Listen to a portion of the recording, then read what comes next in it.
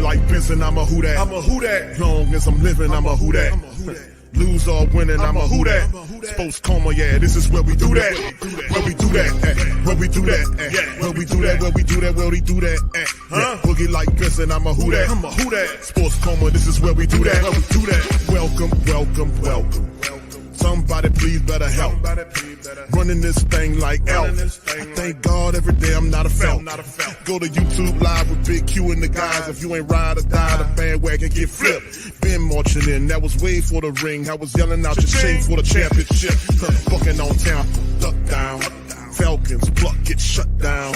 Panthers ain't much touchdown. The vision really belong to us now. So much hate on the Saints, you could probably tell. Ever since Bounty Gate hit the NFL, when things seem fishy and you probably smell the crooked referees on Roger Goodell. Yeah, money like this and I'm a who that. Every day I'm living, I'm a who that. Lose or winning, I'm a who that. It's the sports coma, this is where we do that.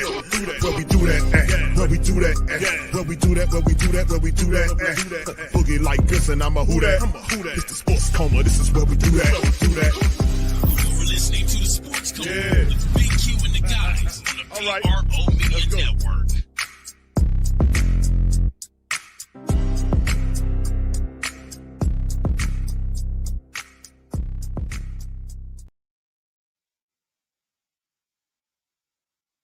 This thing. The main one that came out of our game was Julian Blackmon. Unfortunate injury, shoulder, and so that'll probably it'll be a long one. It'll be a long one potentially for the full season, and so that's a tough one. Obviously, going through a first game of the season, there's a lot of maintenance that will be applied this week, and that's all part of the NFL process for us. And so everyone else, for the most part, came out of it clean. There'll be some maintenance guys. We'll have to see how the week progresses with those guys, but nothing long term. As that stands currently. And so, outside of that, we got a chance to watch the film today. It was an awesome game. It was an awesome game of, ultimately we had some missed opportunities. And so we got to play a cleaner game. We got to give ourselves a chance, but we put ourselves in a position to compete all the way to the end. Love the way our guys competed, played. The play style was awesome. We just got to play a smarter, cleaner game, and we'll continue to grow in that aspect. You ain't lying. Played the full game. When did that come up? It really wasn't until after the game that it was recognized. And so really even after the game, once Julian went home. And so bummer for him just because he's done such an amazing job of coming in here and putting himself in an awesome position to have a great season. And, he played great on Sunday as well. Play down in the red zone, the 3rd and 5 from it looked like Chris was like maybe the only guy that was like running a route with. Was that like kind of like a sneak attack type play, or like what was supposed to happen? Yeah, the goal was to stay down there and give ourselves a couple run opportunities because we were 2nd and 3 at the 3, and obviously we lost a few yards, and it was kind of a 1-2 play call combination, and put ourselves in a little bit of a challenging spot with the negative run, and it was a challenging spot. And so as a result, we kind of, only had one guy left available to us and had the ability to hand the ball off or throw it. And, and so it kind of turned into a tough deal there. Spencer was saying that maybe he was expecting a little bit more pressure from Arizona, and they ended up playing a lot more like shell. Is that maybe something you anticipate seeing a lot of just because of what y'all have been good at in the past with the kind of vertical game? It's a fair assessment, I think. Week ones, we knew there was always going to be an element of unknown. I think they did an excellent job. They played a lot of cover 2 early in the game. We recognize that. They did a good job of making it earn it. We had 4 10-plus play drives. They were going to make us go the distance in some of those situations. When we did have the one-on-one opportunities, we weren't able to capitalize on those in some situational football. And so, it was a good experience for our guys. Ultimately, we weren't able to create the explosives that you need in this league, and we weren't able to finish drives, as the drives progressed. You just, going back and being able to watch everything, find sort of a through line to the pre-snap penalties and things like that? Yeah, a lot of just detail, and it seemed like a lot of it was once the drive started going, and we kind of got ourselves in situations. A lot of procedurals. Obviously, it's something we put a ton of resources into this offseason, so it's a bummer to see it come up in this game. We'll spend a lot of time this week really emphasizing it. I think our guys recognize that, if you take that element out of it, there's a lot of good in this game. But it put us in some compromised situations. And so simply that's going to be what the results are when you put yourself in those situations. And so perimeter guys, quarterback, offensive line, everyone kind of had a couple in there. And so we got to do a better job. Does Cruz call those differently? Like, because it seems like you watch like one game, it's like Tyreek Hill looks like he's getting like a 5-yard start, and then like seems like really tightly called in this game. The numbers would say there's sometimes some fluctuation based off game to game. That's natural, and that's what's going to happen. And so they were going to call it tight. They called it tight, throughout the game. And so, we got to play a cleaner ball though. Just to clear up, you said Julian was the only one who suffered like a long term. Yeah. So Tolly's okay. Yeah. Tolly, we'll see. That'll be kind of take it through the week. There's certainly plenty of guys that come out of a first game that just have that maintenance. We'll just have to navigate this whole week, but nothing to the degree that Julian has. When was that injury first detected? Did he keep Julian? play through for a while? Tolly, yeah, it's a great question. I think just during the game, and it just became a thing that just kept kind of bothering him, and ultimately we had to make the decision to slide Awesome in there and give him a chance and put us in a position there. And so, Tolly will have to go through this week and see how it all progresses. And with Julian, yeah, you mentioned he got home and then he was feeling discomfort, and when he came in for testing this morning, That's what adrenaline does to you during games, I guess. So, yeah. I mean, sometimes those things happen for these guys. There's a lot of juice and energy in games, and you make big time plays, and everyone's sore after a football game. That's just what happens when you're out there. And sometimes it takes a little bit of time to realize, what's soreness and what's an injury. And, unfortunately, this is the way it went down for Julian. For Fuaga, did doctors come to you and say hey, we should sit this guy, or did what? Yeah, just during the game, they just told me Tolly was down. So, yeah. Is the same one he dealt with last year? I don't have the answer for that. Torn labor. It's a shoulder deal. So, Did you notice difference in Chris, the way that he went down in the open field, given the injury history? Did he react to things differently? Or I don't think he reacted any differently. I thought he did a couple really good examples of where he caught the ball. He knows there's a player on the inside and the outside of me, and I'm trying to split guys and get vertical and get as many yards as we can. I think it's something we talk about a lot.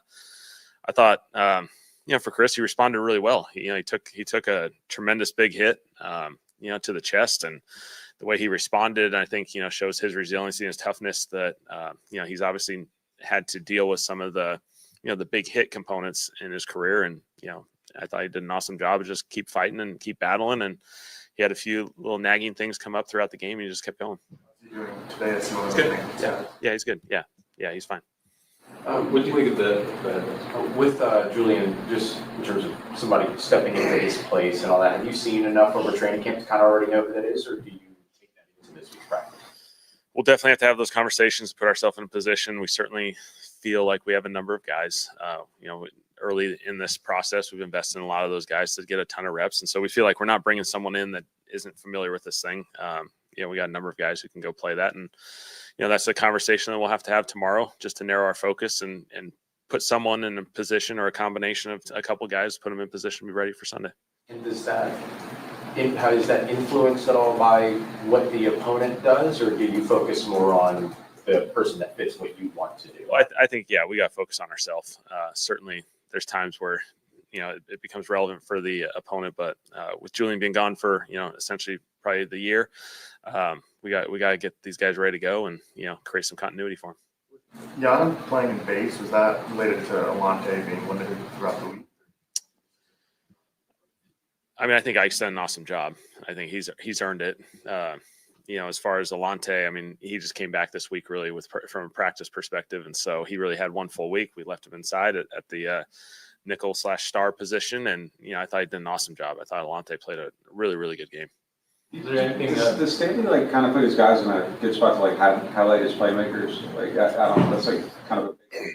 It just seems like there's a lot of guys that flash and are in position to really make plays. I thought Brandon called a really good game. I thought he gave us a chance. Thought the timing of when he called, pressures was really well calculated. The right timing protected us in some situations that we got a little bit stressed, and we're able to kind of hold on, and maybe force a field goal or whatever it may be. And so our defense did a really good job. That second quarter felt like there was a lot of extended drives, and a lot of that came down to these third and extra longs that we weren't able to take advantage of. But they extended drives, and they were able to kind of hold on to it for a while there.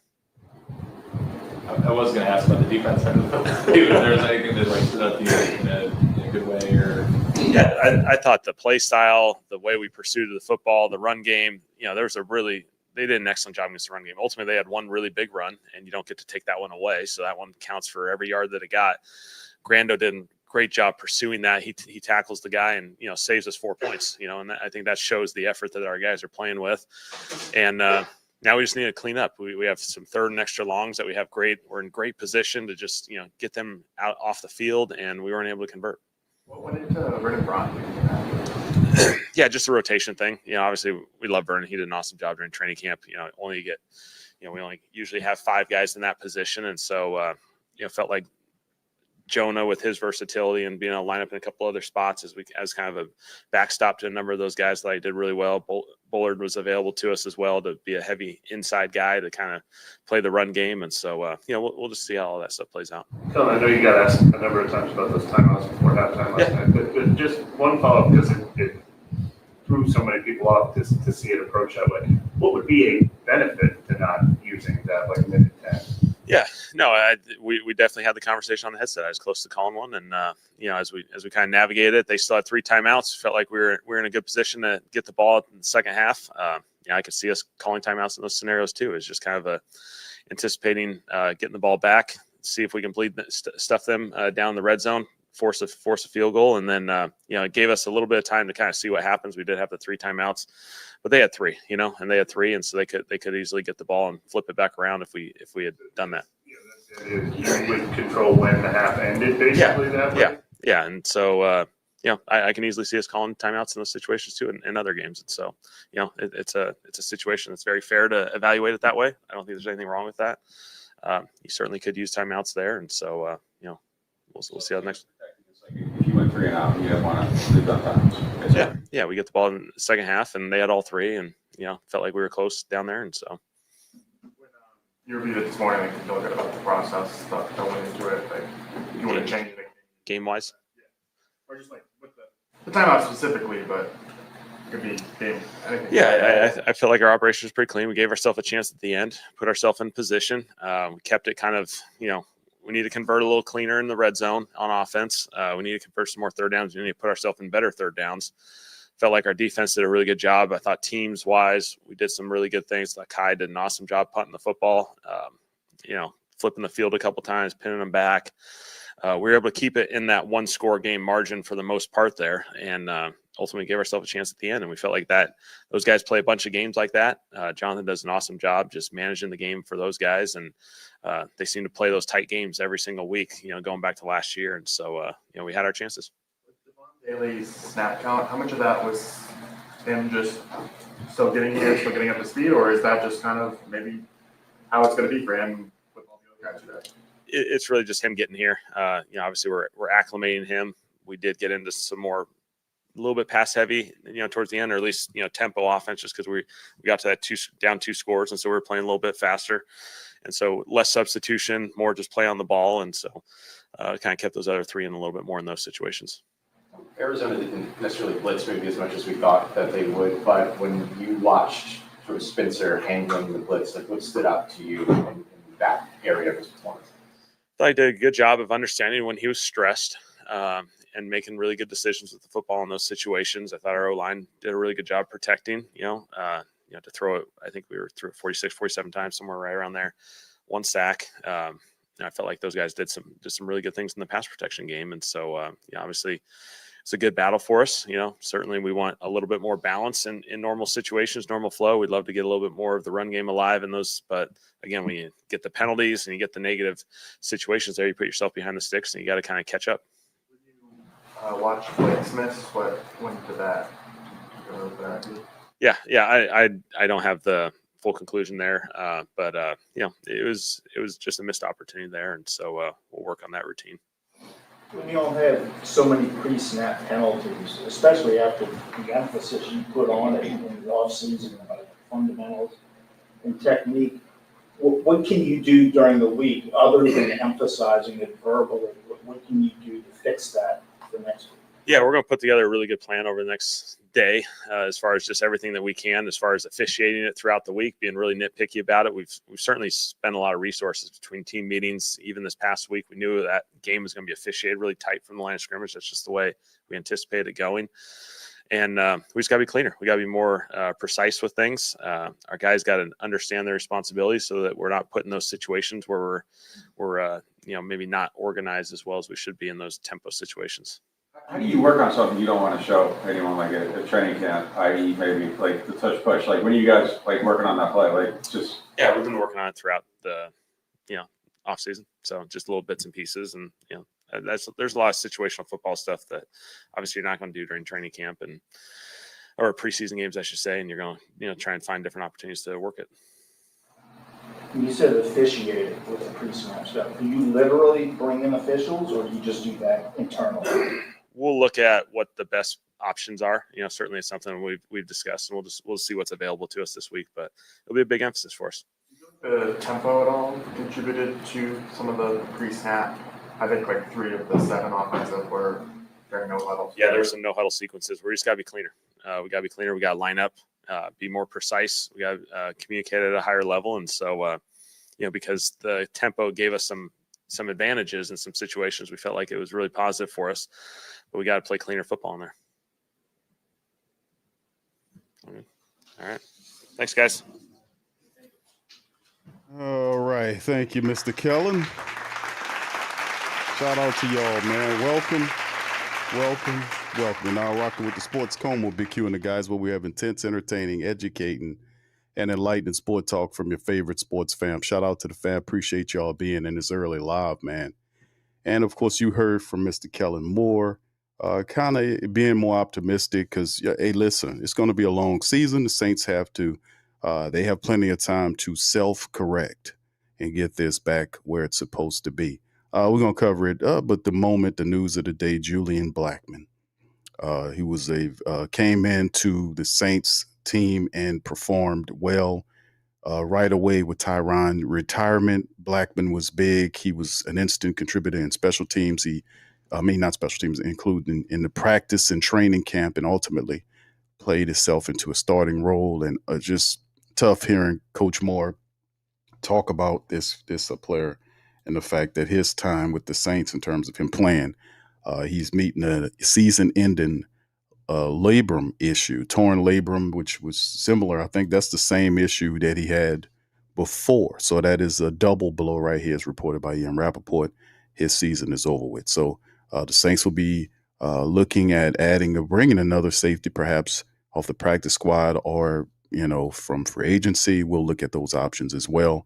But speedy recovery to Mr. Julian Blackmon, and hope he gets well fast, as his season is pretty done. So anyway, shout out to you guys. Appreciate you for being in the live on this one, man. It's a tough thing to talk about early on. The brother goes down early on in a tough one. You heard Kellen Moore basically said it was something that happened toward the back of the game. I think he was saying tough, very tough. But anyway, let's dig into this article. Shout out to Tina over at the Canal Street Chronicles. They did a good job of kind of covering this news item.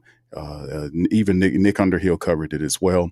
The positives of the game: Saints were able to, get out of the 2013 loss to the Cardinals. One of the positives was the Saints came out of the game unscathed, but that did not last long.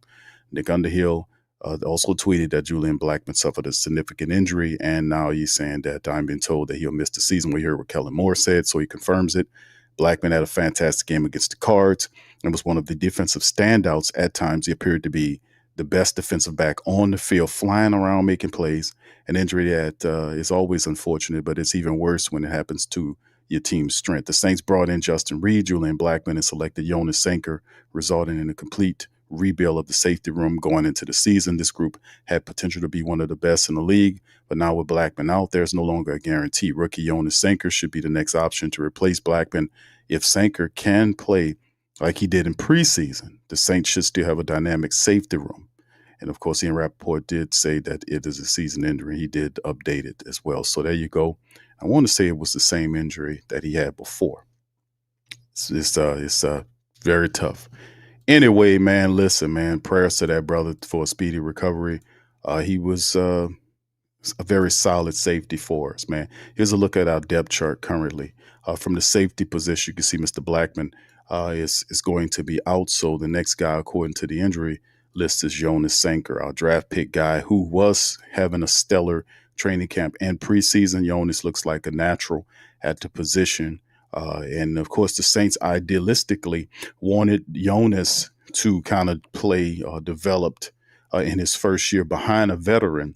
And then ultimately, maybe the following year, he would then become the starter. But look like that plan has been expedited. It's the Saints' vision and Kellen Moore's vision of bringing young safety play appears to be a solid investment, as Jonas Sanker appears to be the next guy to step in that slot. Anyway, let's keep it going, man. Let's kind of look at this thing quickly, man, to talk about it. The Saints currently, right now, as of over the cap, have $12.3+ million in money right there. And it was down. I think it was a little lower than what it actually was. It was like $70-something million.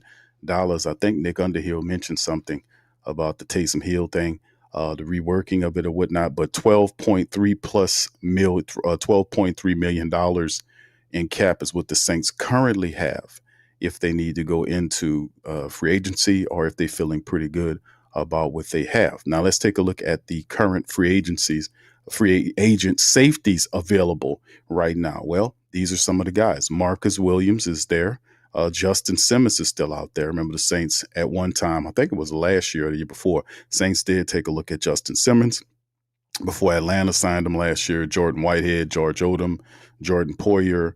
Of course, Marcus May is on here. We're not looking at him. John Johnson and Tayshaun Gibson and a few other players on this list. Do the Saints go to free agency and kind of bring in a veteran player at the safety position? Because if they did, there are a multitude of different types of safeties that are currently available that can help the Saints. So we'll see what Kellen Moore does. And of course, Tuesday is usually a day where we start seeing stuff like that occur. Of course, we know Mondays, they kind of give a little rest for the players after a tough game, and you will see what they usually do. Tuesdays, or that usually be around the time you start hearing about if they trying out players for the position, or simply the Saints might feel good enough to stay or keep who they currently have on the team. So we'll know, man. We'll see momentarily. Let me pull up some of this other stuff here and look, because some of the practice squad guys, let me pull up the practice squads for you guys here, because we got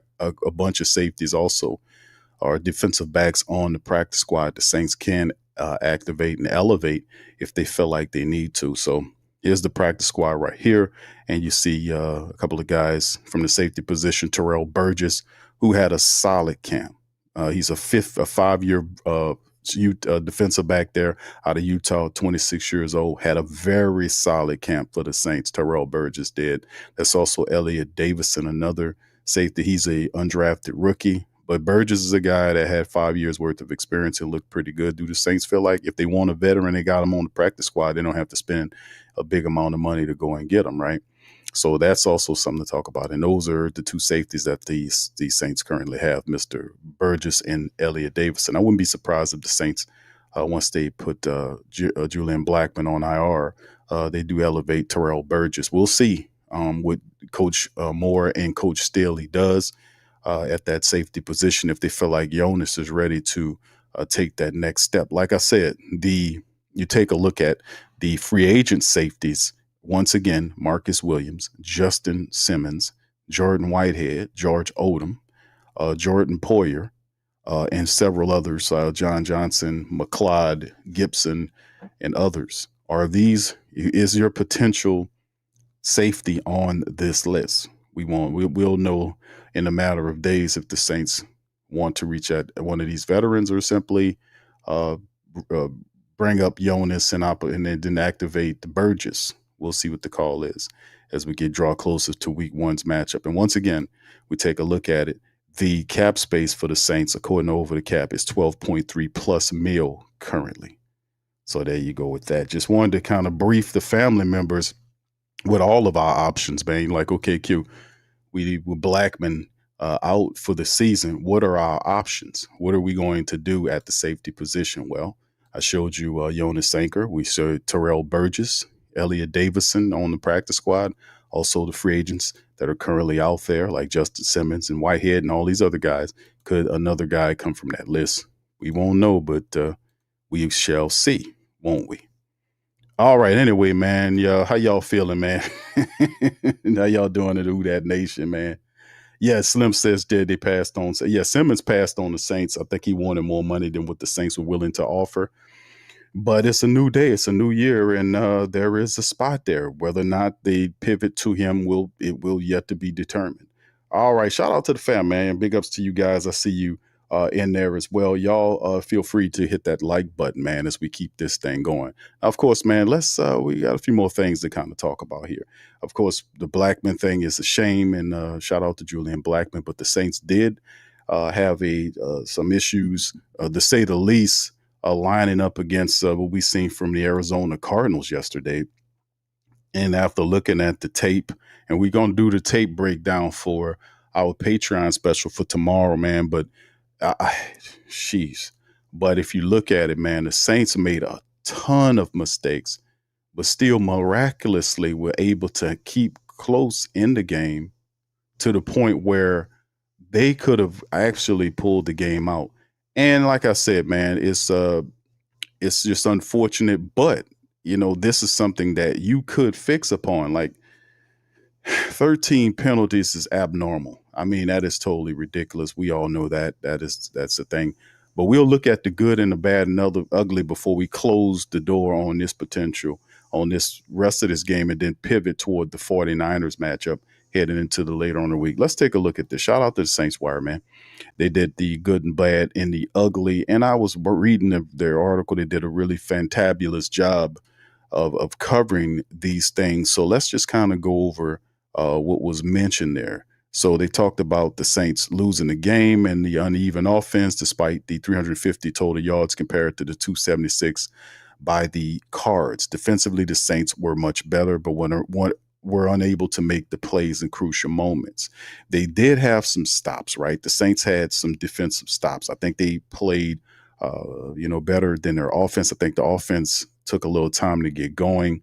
I think a lot of it could be simply contributed to an inexperienced head coach, not fully knowing his team. Like my perception was that we would kind of lean on Alvin Kamara a little bit more, and not just in his running, but his passing ability. The fact that he's so difficult to stop in space. And, we did a few things. You seen the RPO run when with the Spencer Rattler is trying to open up some things. Kendre Miller ran strong. I thought that the running game for the Saints to start the first half of the game was pretty good. They had 75 yards at halftime. They finished the game at 107, which means they just went away from it, and then they just got a little pass happy. But I mean, that's to be expected to a degree until you figure out what you got to do right here. But anyway, let's get into this article right here. Y'all tell me what y'all think. Any questions? Please feel free to throw them in the chat, man. I promise I'm gonna do my best to answer those questions. All right. So anyway, to keep it moving, man. So defensively, the Saints were much better, but were not able to make the crucial stops when they needed to. I don't know about that one, but a loss within the conference could potentially be costly. Here's a look at a few takeaways from the game. What was the good? The good, according to what the writers are saying, even without an injured Chase Young, Cam Jordan and Carl Granderson those guys were awesome. Got to give it to Cam. Cam had a sack and a half to open up the season. Y'all know Cam over the last couple of years was really struggling with, dealing with, a few things here or there. But Cam Jordan came into the season lean and mean. And in his final year, I'm thinking for him on his contract. And in this game, Cam was all over the place. He had some real positive stuff going on. So Cam and Carl created some nice disruption. Jordan had a resounding sack of Kyler Murray on the opening possession. Granderson got his own by chasing Murray out of bounds later in the first half. And in the second half, the two teamed up for a sack that ended a fourth quarter Arizona drop. Jordan had several other pressures along with a tip pass, while Granderson played with ferocity all over the field. Generally speaking, the Saints front seven played better against the run than they had all of last season. Aside from the 52-yard run by Trey Benson, The Saints held Arizona to less than 100 yards on the ground, 3.6 yards per carry. Alontae Taylor came screaming off the edge for that key fourth quarter sack of Murray as the defense seemed pretty comfortable with Staley's new scheme. They are.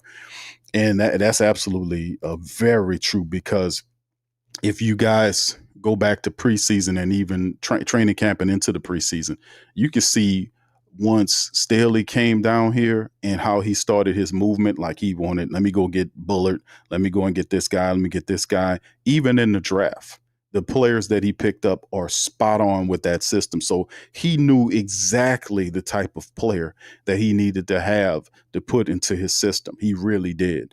Danny Stutzman, Jonas Sanker, these guys are valuable. Vernon Brockton's going to improve as well. But he had the veterans like Chris Rump II. He added guys like Jonathan Bullard, and he brought in some people there, and safety support, all this kind of stuff to kind of help graft the team. And the defense was flying around and being fast and furious in the preseason, the training camp as well as the preseason, and that kind of carried into the first game of the year. We just have to iron out a few things. Like it should be expected we're going to have some wrinkles. I just didn't realize we'll have this many of them, right? All right, anyway, let's keep it going. All right, so he said play better than what they did last year. This unit that should improve rapidly in the coming weeks. Tight end Juwan Johnson was most consistent threat in our uneven offensive performance. He came just short of making a great game time touchdown catch in the game's final moment, but his 8 catches for 76 yards led both teams in each category. A clear security blanket for Spencer Rattler. Johnson should be a big part of each week's game plans. It wasn't a great outing for the offensive line, particularly with several infuriating penalties, right? Because we pivot and pause for a second to talk about Juwan Johnson dropping the ball. You look at some of the pictures, it does appear that the defensive back clawed at the ball, but like, as you know, we're going to keep it all simple and very short and simple. What is the model and the thought process when your wide receiver put 2 hands on the football? Because somebody put it in the chat. Regardless of people swiping at you or not, and the brother Will, I'm not going to play his interview, but I posted it on my X page, which talked about what he feels like. And he told the truth. He was like, man, you could see it really hurt for him to let the team down. But see, this is the type of pain that he has to feel, right? This is growing pain. No, that's what I'm saying. When you want to grow, there's going to be some pain involved. Growth comes with pain, naturally speaking.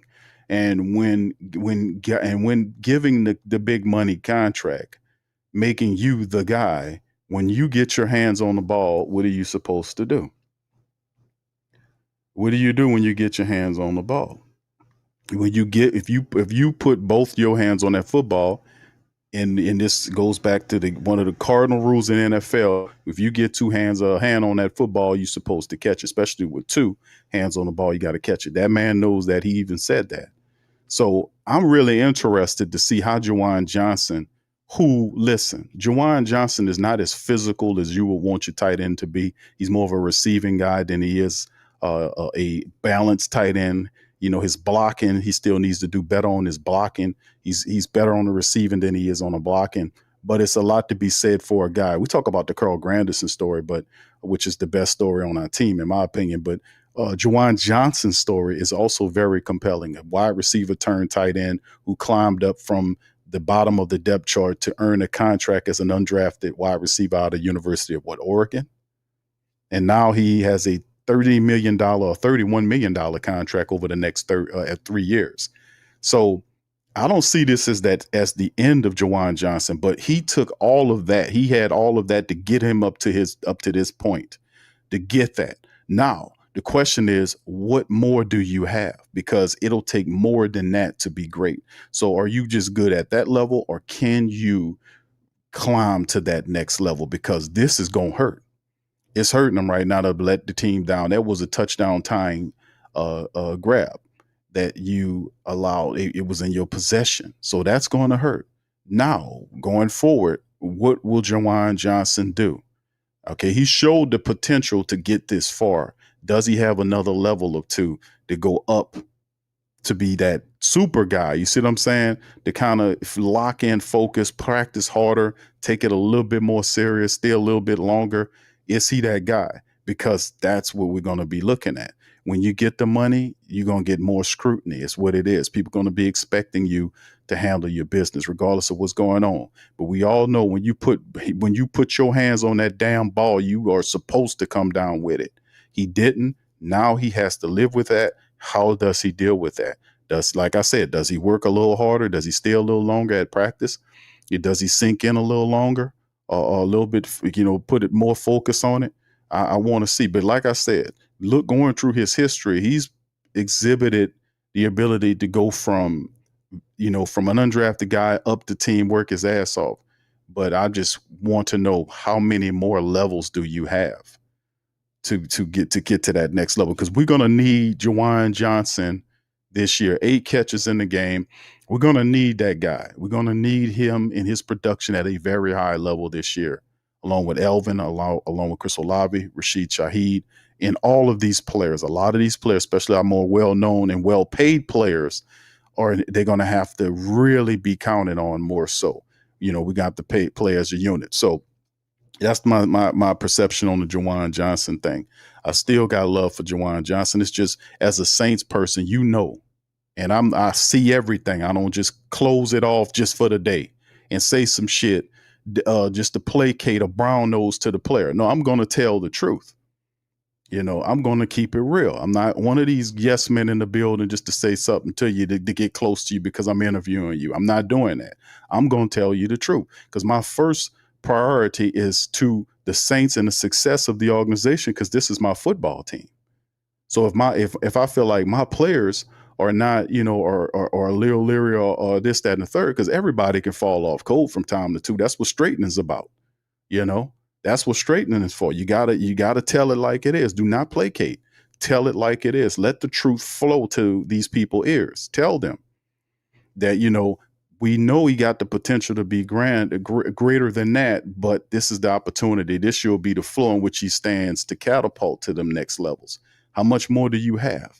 And how grand or great do you see yourself being at the end of the day? Potentially, we know Jimmy Graham, in my opinion, is the greatest Saint tight end ever. But behind Jimmy Graham, Juwan Johnson can make a statement over these next 3 years. He really can.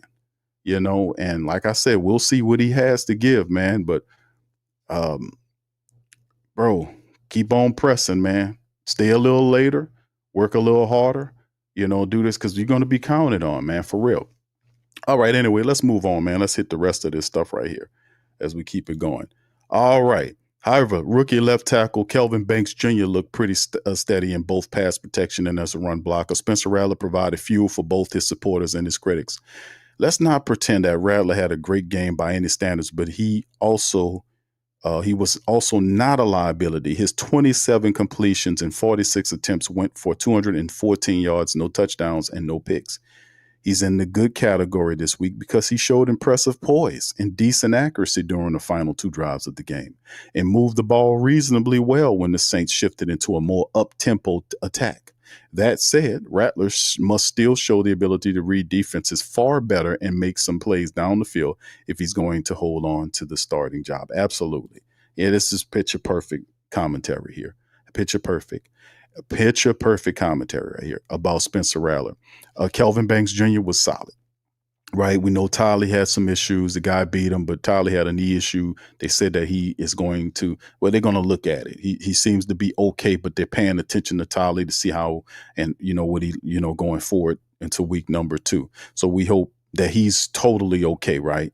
So I love my tackles. I love my bookend tackles. We had a little struggling going on interiorly speaking. We've seen some holding going on. We've seen some illegal shifts going on. We've seen, all this kind of stuff. We've seen a lot of miscues offensively speaking.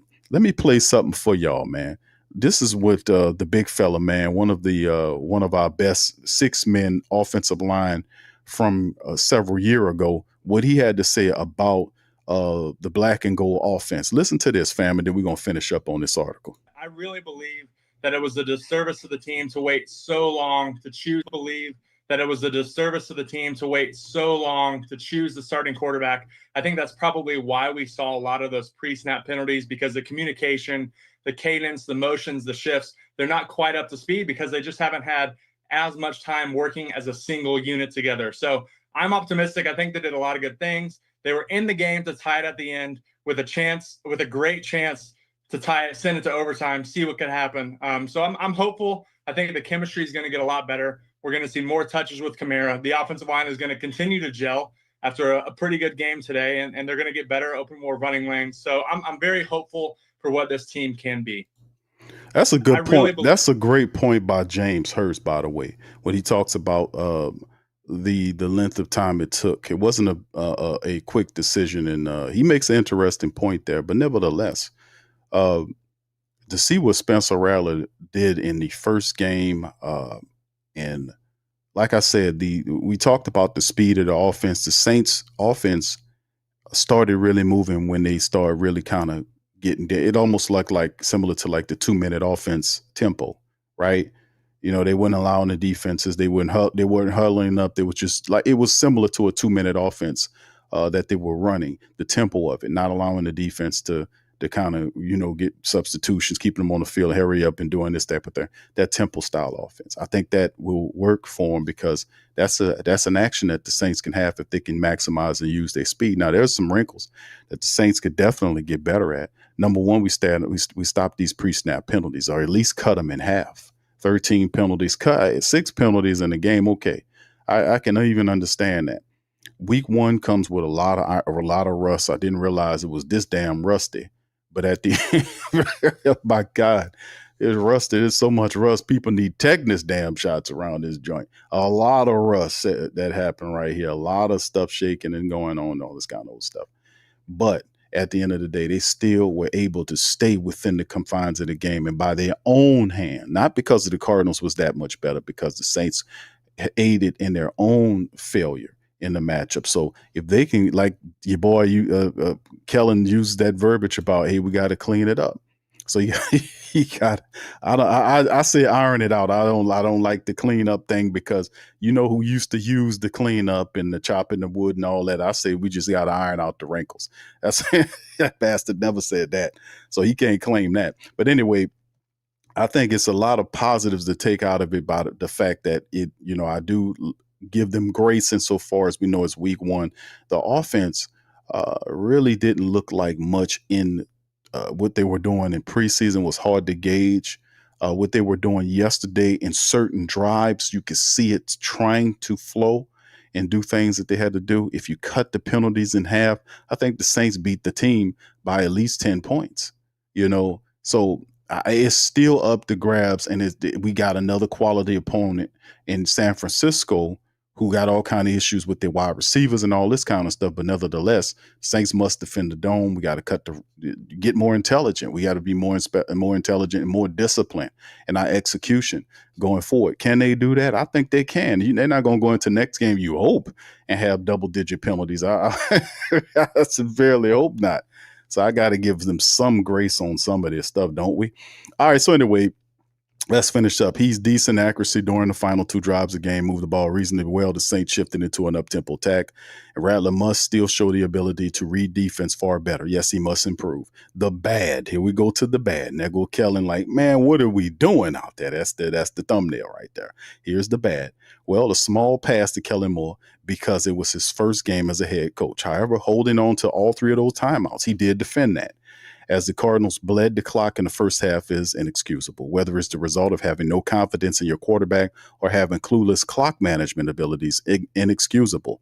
I agree. Additionally, Moore must figure out a way to get Elvin and Rashid more involved. We talked about that all game long, fam. We talked about that the whole game long, about what the Saints needed to do. And as so far as Elvin Kamara, what he was doing, he was actually in the first, like I said, we had 75 rushing yards at halftime and finished the game with 107.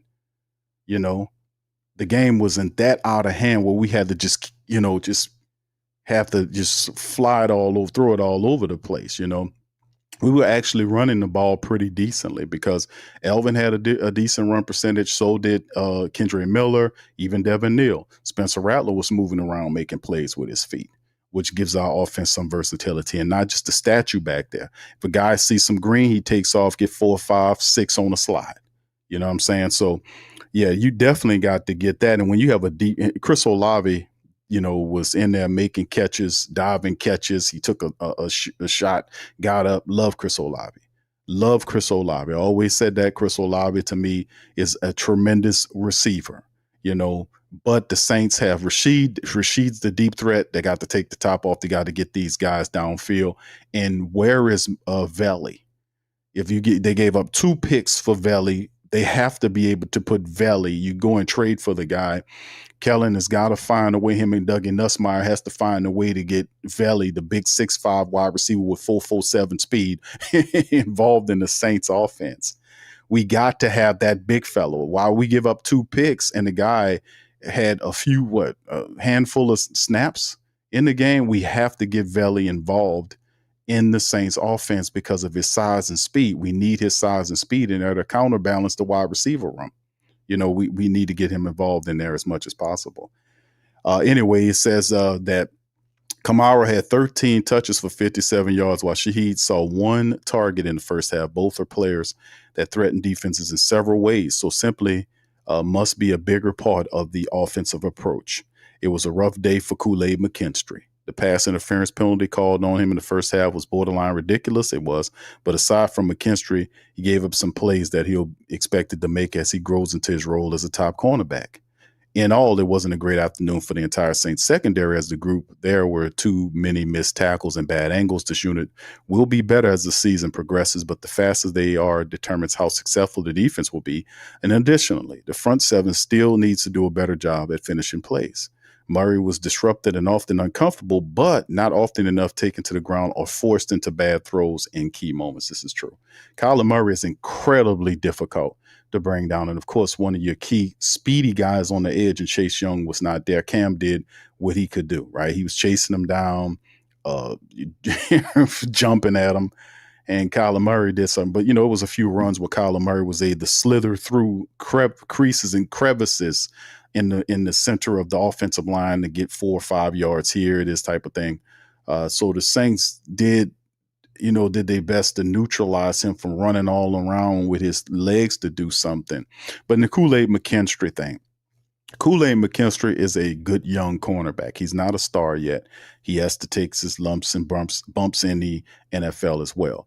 And the ops are going to target him. That's not Marshawn Lattimore over there. That's not Marshawn Lattimore. And you've seen the Denver Broncos do that in the preseason against Kool-Aid McKinstry. They attacked him with Sutton, and Sutton scored a touchdown on him. So he has to get used to that because the Tampa Bay Skunkaneers, the Atlanta Falcons, the Carolina Panthers, all these guys and all the teams that we play, they're going to put their guys there and they're going to attack them. And it wasn't just their number ones. He was having difficulties with some of the other guys that they were putting on the backup guys. He was having a little difficulty. So he's a young player in his second year. There is such a thing as a sophomore slump that happens to 2 second-year players. But the Kool-Aid McKinstry thing, I'm not giving up the ship on Kool-Aid McKinstry. He's a young cornerback. He has to improve his play, no doubt about it. And trust me, this year they're going after Kool-Aid McKinstry. The ops are. They're going to test. So y'all think this guy is good? Let's get out here and see and test this young fella out and see what he made up. And it's up to Kool-Aid McKinstry to make interceptions and force people to go in the opposite direction. So there you go. It's time to learn. So we're going to see. But I still think Kool-Aid McKinstry will rise to the occasion. I like the young fella. All right, here goes the ugly. The good, the bad, the ugly. I thought the ugly and the bad was the same stuff. So I guess ugly is the worst version of bad. So I don't know. Let's just take a look at the ugly. You can't win when you commit 13 penalties. That's damn sure ugly. Aside from McKinstry's interference mentioned above, there were all obvious infractions, holding penalties, infuriating pre-snap mistakes, either put the offense in more of a difficult situation or allowed the defense to give away first downs. This is true. A lot of holding. DeMario got caught with a holding. He got beat. He grabbed the guy's jersey. He got flagged for a holding. We seen some what was it? All kind of stuff, man. Alignment penalties that hit the Saints. We seen holding penalties. Cesar Ruiz had like 2 or 3 penalties attached to just him. Dylan Redunce had something going on. Eric McCoy, I think he had 2 penalties. So it was a kind of a rough day for our interior offensive line Sunday. Stuff all to pay attention to on film. This was especially damaging to an offense that already played close to the vest and did nothing to threaten Arizona defense down the field. Blake Grupe is a highly capable kicker who shouldn't have found himself in this category often. However, Grupe's miss of a 37-yard field goal in the third quarter was extremely damaging in a one-score contest. Grupe also made a miscue on the kickoff that gifted the Cardinals good field position. He did. He'll be better and typically is, but not on this day. And listen, Blake Grupe is allowed to have this because he's not often this bad, And of course, the family members was sharing with me like, "Hey, Q, we like Blake Grupe, but when the pressure's on, he has some issues." That's a comment on that people have that they're putting on Blake Grupe. I like the young kicker. I still think that he's going to be one of the he's one of the best young kickers in the NFL. He's climbing in and still learning. He had a very solid training camp in preseason, and I think he will improve. This was a tough one for Blake, and Blake's a hard worker, and I think Blake's going to be all right. I just got to say because he's a good player. But anyway, the holding penalties and all this other kind of stuff, man. Listen, they got to fix all that stuff. We got to get all that stuff right. All right, and then what's the bottom line? All right, let's get the bottom line. Rattler showed some poise in the fourth quarter, but needs to make more positive plays throughout the game to put points on the board. Kamara and Shaheed will help tremendously with that, as would more involvement from Kendre Miller. It would also be a huge help if the fewer offensive line penalties and better run blocking would set the Saints up in better down and distance situations. Expect much better play calling from Moore in the coming weeks. Most thought that the Saints would be further ahead defensively than offensively early on. Yes, indeed. While that was the case Sunday, New Orleans still make more momentum-changing plays to help their offense and has to get off the field more consistently in critical moments. It's back to the drawing board for the Saints, who now host the 1-0 San Francisco 49ers. Sunday, the 49ers weren't all that impressive themselves when sliding by Seattle 17-13 on Sunday, but it was a win. A much more physical and seasoned team than Arizona, San Fran presents a major challenge to a New Orleans team looking to avoid the 0-2 hole to begin their season. Indeed. Shout out to the Saints Wire for a brilliant article. This is also, fam, just to kind of add some stuff to this, is it's great points all. We know the defense has some issues. They had all the sacks. I think they had 4 sacks in the game, 5 sacks, something like that. No turnovers, no picks, no interceptions, but they were able to get Arizona off the field when they needed to. We know Blake missed a field goal that could have shrunk the lead as well. We know Jawan's drop in the end zone at the back of the game was another really thing, but that just goes to show if you don't get anything out of this game, it wasn't like the Saints was just totally outdone by Arizona team. I mean, it was just sloppy and dumb football. Let's just be honest. A lot of it was just dumb football. That's the negative side. The positive side, in my opinion, seeing the Saints overcome a lot of the mistakes that were made. I was saying it during the live stream, during the watch party, is that how if you're going to make mistakes, it's up to how many mistakes you make, right? It's at times you will play a perfect game, right? But we know that you're going to make mistakes. You're going to run the wrong route. Sometimes the quarterback is going to throw it to the wrong player. An offensive lineman might get beat by a defensive lineman. You're going to make some mistakes. It's all about minimizing the mistakes as much as possible. For them to have 13 penalties for 80 some odd yards and still just lose by the little pitlings that they had an opportunity. They missed on a field goal. The guy dropped a touchdown pass or it was stripped out at the last moment in the end zone. Still in control. You could take the silver lining from that, right? And Kellen Moore's speech and spiel to his team, like what he told a little about us today, in this Monday presser, was the fact that he wanted to let them know that they had solid performance in increment throughout the game. But if you stop the penalties, if the Saints cut the penalties in half, they beat the Cardinals. If they cut, so it's a thing about you being intelligent enough and disciplined enough not to kick your own self in the nuts, so to speak. You know what I mean? That kind of thing. We simply can't afford to do that anymore.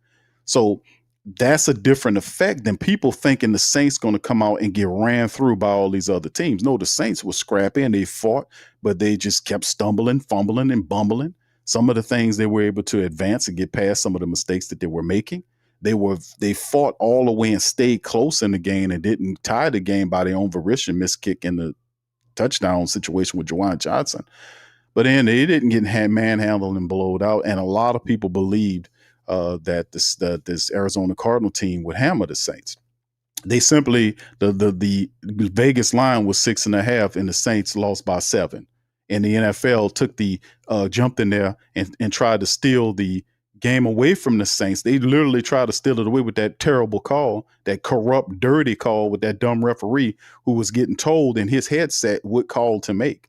And when they took it away from him, I bust out laughing because I said, it's so obvious and so corrupt what they're attempting to do. But the Saints didn't stop there. The next play, Spencer Rattler scrambled and picked up 9, and the Saints had 1 yard to get. So despite that, they still fought up to a point. You got to take that and encompass it and give it to your team.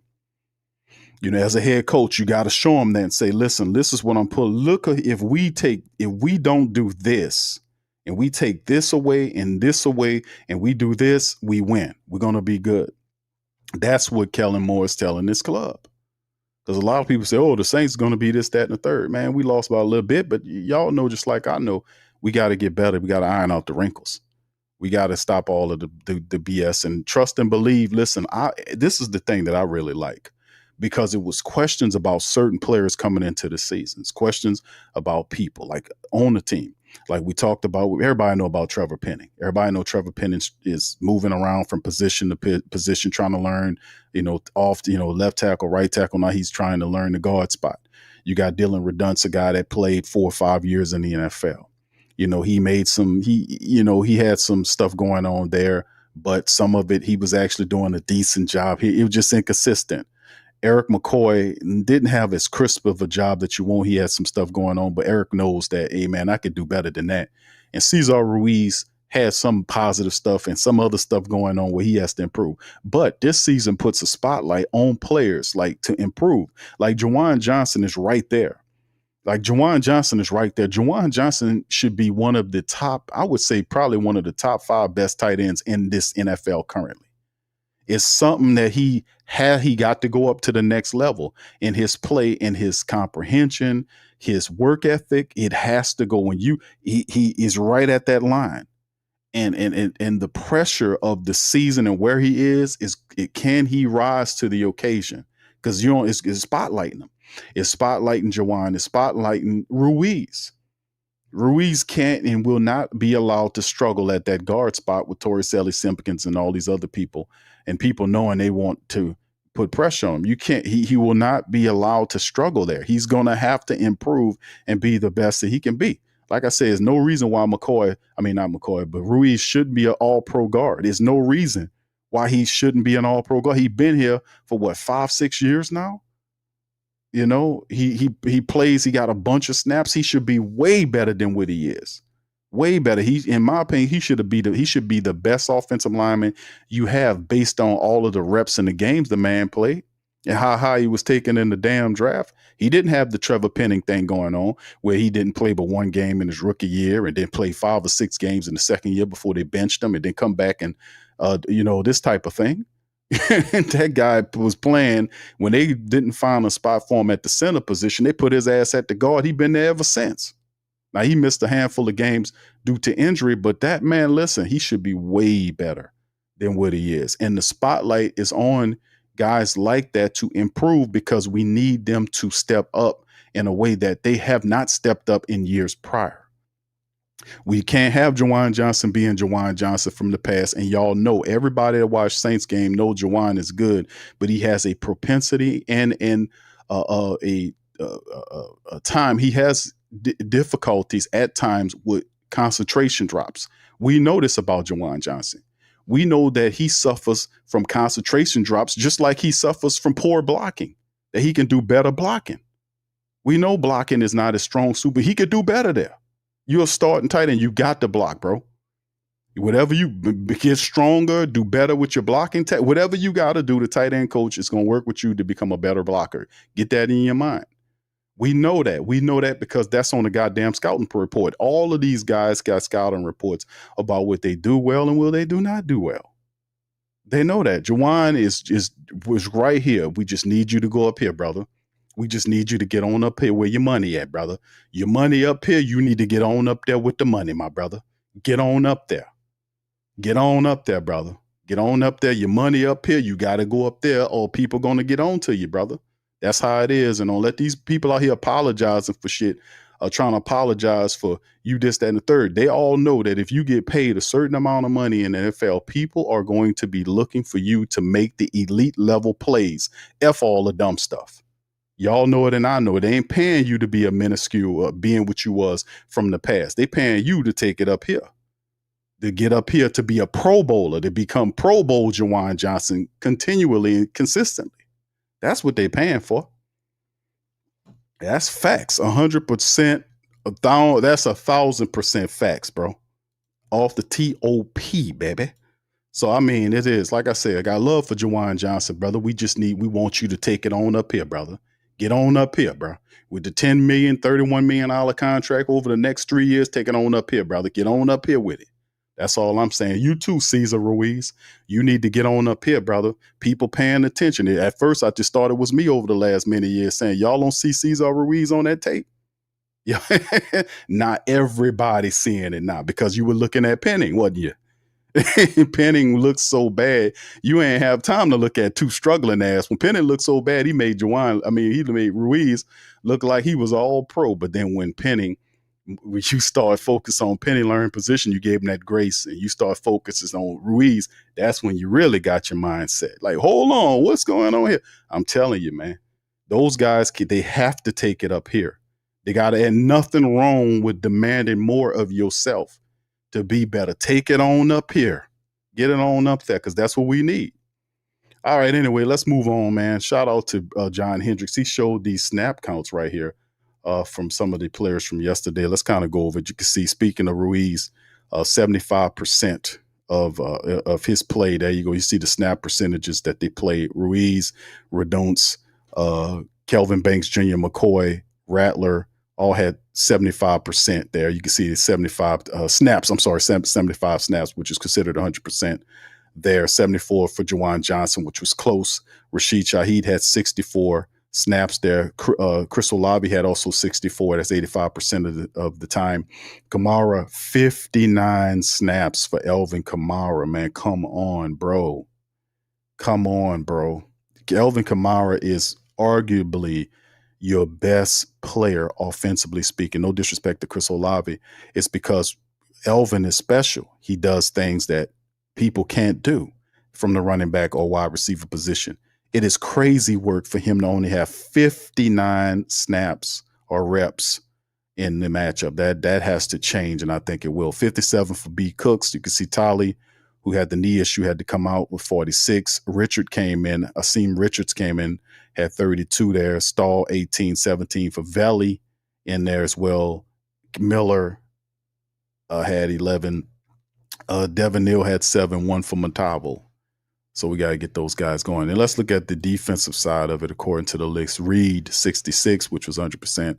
Isaac Yidam had 66. Blackmon played in 66 snaps. Shout out to him.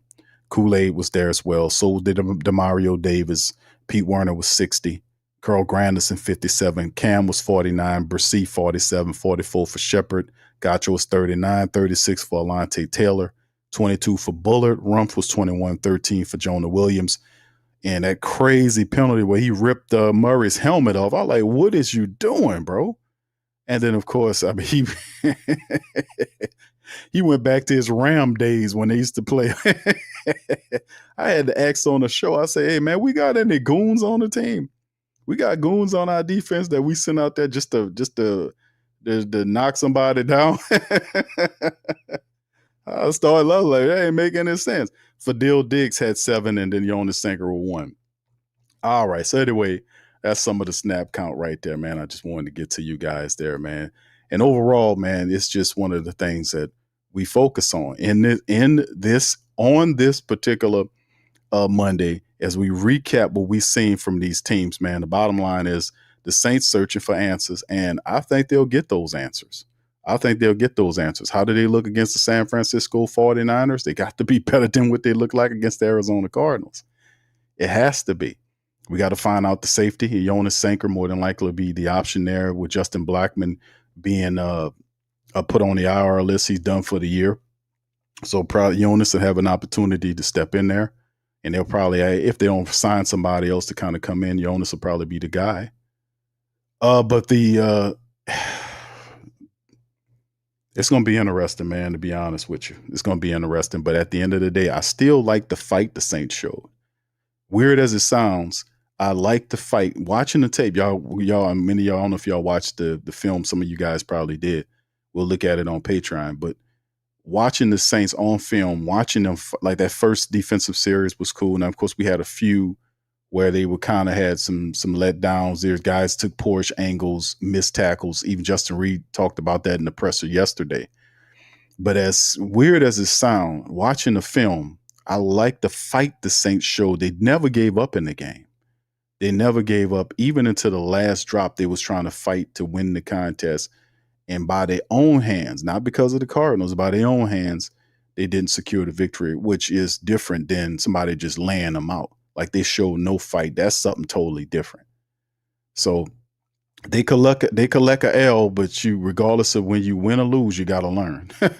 So we'll see what they do, man. It'll be impressive to see how it all shapes and forms, but it's still nonetheless week 1. And all you can do, fam, is learn from it and get better. So Kellen Moore, a lot of people going to give him some grace. I like Kellen Moore. I like how he was talking in the presser. I think, the team is somewhat embarrassed by their performance. Maybe a little bit in terms of how all of the penalties, I heard him talk about that. That was non-professional.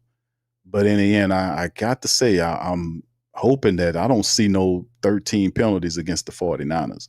We got to defend the dome against the Niners, man. And the Niners are susceptible. They're not no knockdown, drag out, kick your ass team. I think we can have success, man. They got to improve and get smarter and more disciplined, man. That's for certain. All right, man. All right, fam. Okay. All right. Now let me go to the family members, man. Let me go to y'all and see how y'all feeling about it. Any questions, man? Much love. Bronze, I see you. What's up, Gundam? Shout out to you. Wax Pack says, Loomis needs to step down. We got the old Falcons GMO. If you thinking, what's the guy name? What's Dimitrov?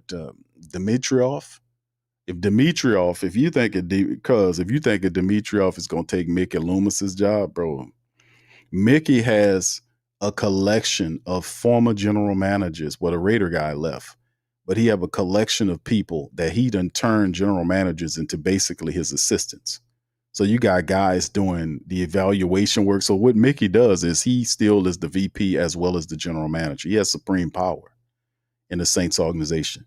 And nobody's challenging him inside of the building with that. And what he did was he just hires guys to do the roles that the general manager is supposed to do. Kai Hartley has a role. These other guys are going to act as advisors, but he has roles for them to do. And a lot of it, I suspect, is he just divvying out responsibilities that he's supposed to take care of the general manager. To the slick Mickey Loomis. Oh, yeah, baby. I told you. You're not dealing with a dummy over here. I'll tell you something. Oh, yeah. Slick Mickey. That's what I think. Gundam says Juwan is soft when it comes to taking care of business. He had 8 catches in the game. He had some difficult catches. I remember one, he caught the guy upended him, and he was making plays throughout the game. But that's not the knock on what people talk about when they talk about Juwan Johnson, because people like to I don't know if they're doing this purposefully, but they like to move the goalposts when they talk about some of these players. let me be very clear. What people are saying about Juwan Johnson is not that Juwan Johnson is a bad player or that he's trash. People are not calling Juwan Johnson trash. The issue is over the years, that you can actually go back and look up, and you can even check articles of writers from down here who give really truthful critiques of Juwan Johnson, and the fact that in clutch moments of the game, he tends to let you down. Now he'll make 7 or he'll have 6 or 7 catches and a touchdown here or there, but it's indicative. It's very, like what happened yesterday. Like he'll have 8 catches, and then the one that really means the most is the end zone catch where the guy, it does appear, because I looked at the photos of the photographer who had the view of it, and they had the guy rip in there with one hand. Trying to tear the ball out, one hand versus 2. You put 2 hands on the ball with sticky gloves. You have to cradle that thing, and I don't care if that guy got who is he, the Incredible Hulk? You got 2 hands and arms. Wrap that ball up, hit that ground, secure it. But that's what it's saying. You get 8 catches. He even said it in the presser that, hey man, that drop knocks away or rinses away, whatever the terminology you use. I don't remember verbatim, but he did make mention of the fact that dropping that potential game tying touchdown kind of undermines what he did previously in the game. You see what I'm saying? Because it was all for naught. What's the purpose of having 8 catches for whatever it was and you lose the game? It doesn't help you win the game. That catch does. So he made mention and reference that, so he understands, the importance of not bringing it in when you have 2 hands and 2 arms versus a hand, one hand. You got to secure it. He knows that. He said that. So it's not the thing about Juwan's being garbage. Nobody's saying Juwan Johnson is garbage. But if you're getting paid the kind of money he's getting paid, you have to make those kind of catches at those types of moments of the game. That's what they're saying. That's what they're saying. People are not calling them that. People like to move these goalposts right here. You got to straighten their asses out on that, because they'll try to say this dumb shit and all this kind of stuff. You got to straighten them out and argue with these idiots. Straighten them out and let them know off the top, man. That's not what we talking about. We talking about making the catch and the play, the big clutch play at the clutch moment of the game. That's why you making this kind of money, because they see you as that guy. That man understands that, even when these other cats don't. He said it in the press, and he understands. So that's why, and you look in his eyes. I was looking in his eyes on the interview. You could see he was hurt all up in his eyes. He said, man, I got to put it behind me, because if I sit there and focus on it, man, I'm not going to be in a good space. I got to so what would a player like Juwan Johnson do? Will this harden up? Some people, Gundam called him soft. Will this harden up Juwan Johnson? His mind frame, his mentality, focusing or forcing him to fixate stronger on the game, to practice longer, to work on this additive of his game to be counted upon? I think it does. This happens for a reason. Like, this is a good thing. I know it sounds bad, but some of these things happen in life to test your nature and see if you're really who you say you are. I'm just keeping it real. It just so happens that they're on television where you can see it all the time. It's being recorded. So when you step in that arena and you get to that point, are you made like that? That's the whole bottom line. Those tests are for everybody. You will get your damn test too. I'm telling you, that's how it works. That's how the Most High do. You will be tested. It just so happens his is on television. But in the end, I do think Juwan Johnson will work this thing out, because his history as a player, climbing all the way from an undrafted wide receiver, converting to a tight end, climbing all the way up the depth chart to become a starting tight end, getting the money, becoming the starter of the team, that takes a lot of heart to do that. The only question is, now that you reach this level, there are more levels that you have to go to get to to really be that guy. Are you that guy, or are you good at being where you are? That's the question. He will have to answer that, and we will see what he does. That's that real deal Holyfield, man. All this other stuff is a guy pulled it out of there. He reached one hand, and that guy had 2 hands, sticky gloves, and 2 damn arms. Come on, man. People are just make excuses for all this kind of bullshit. No excuses.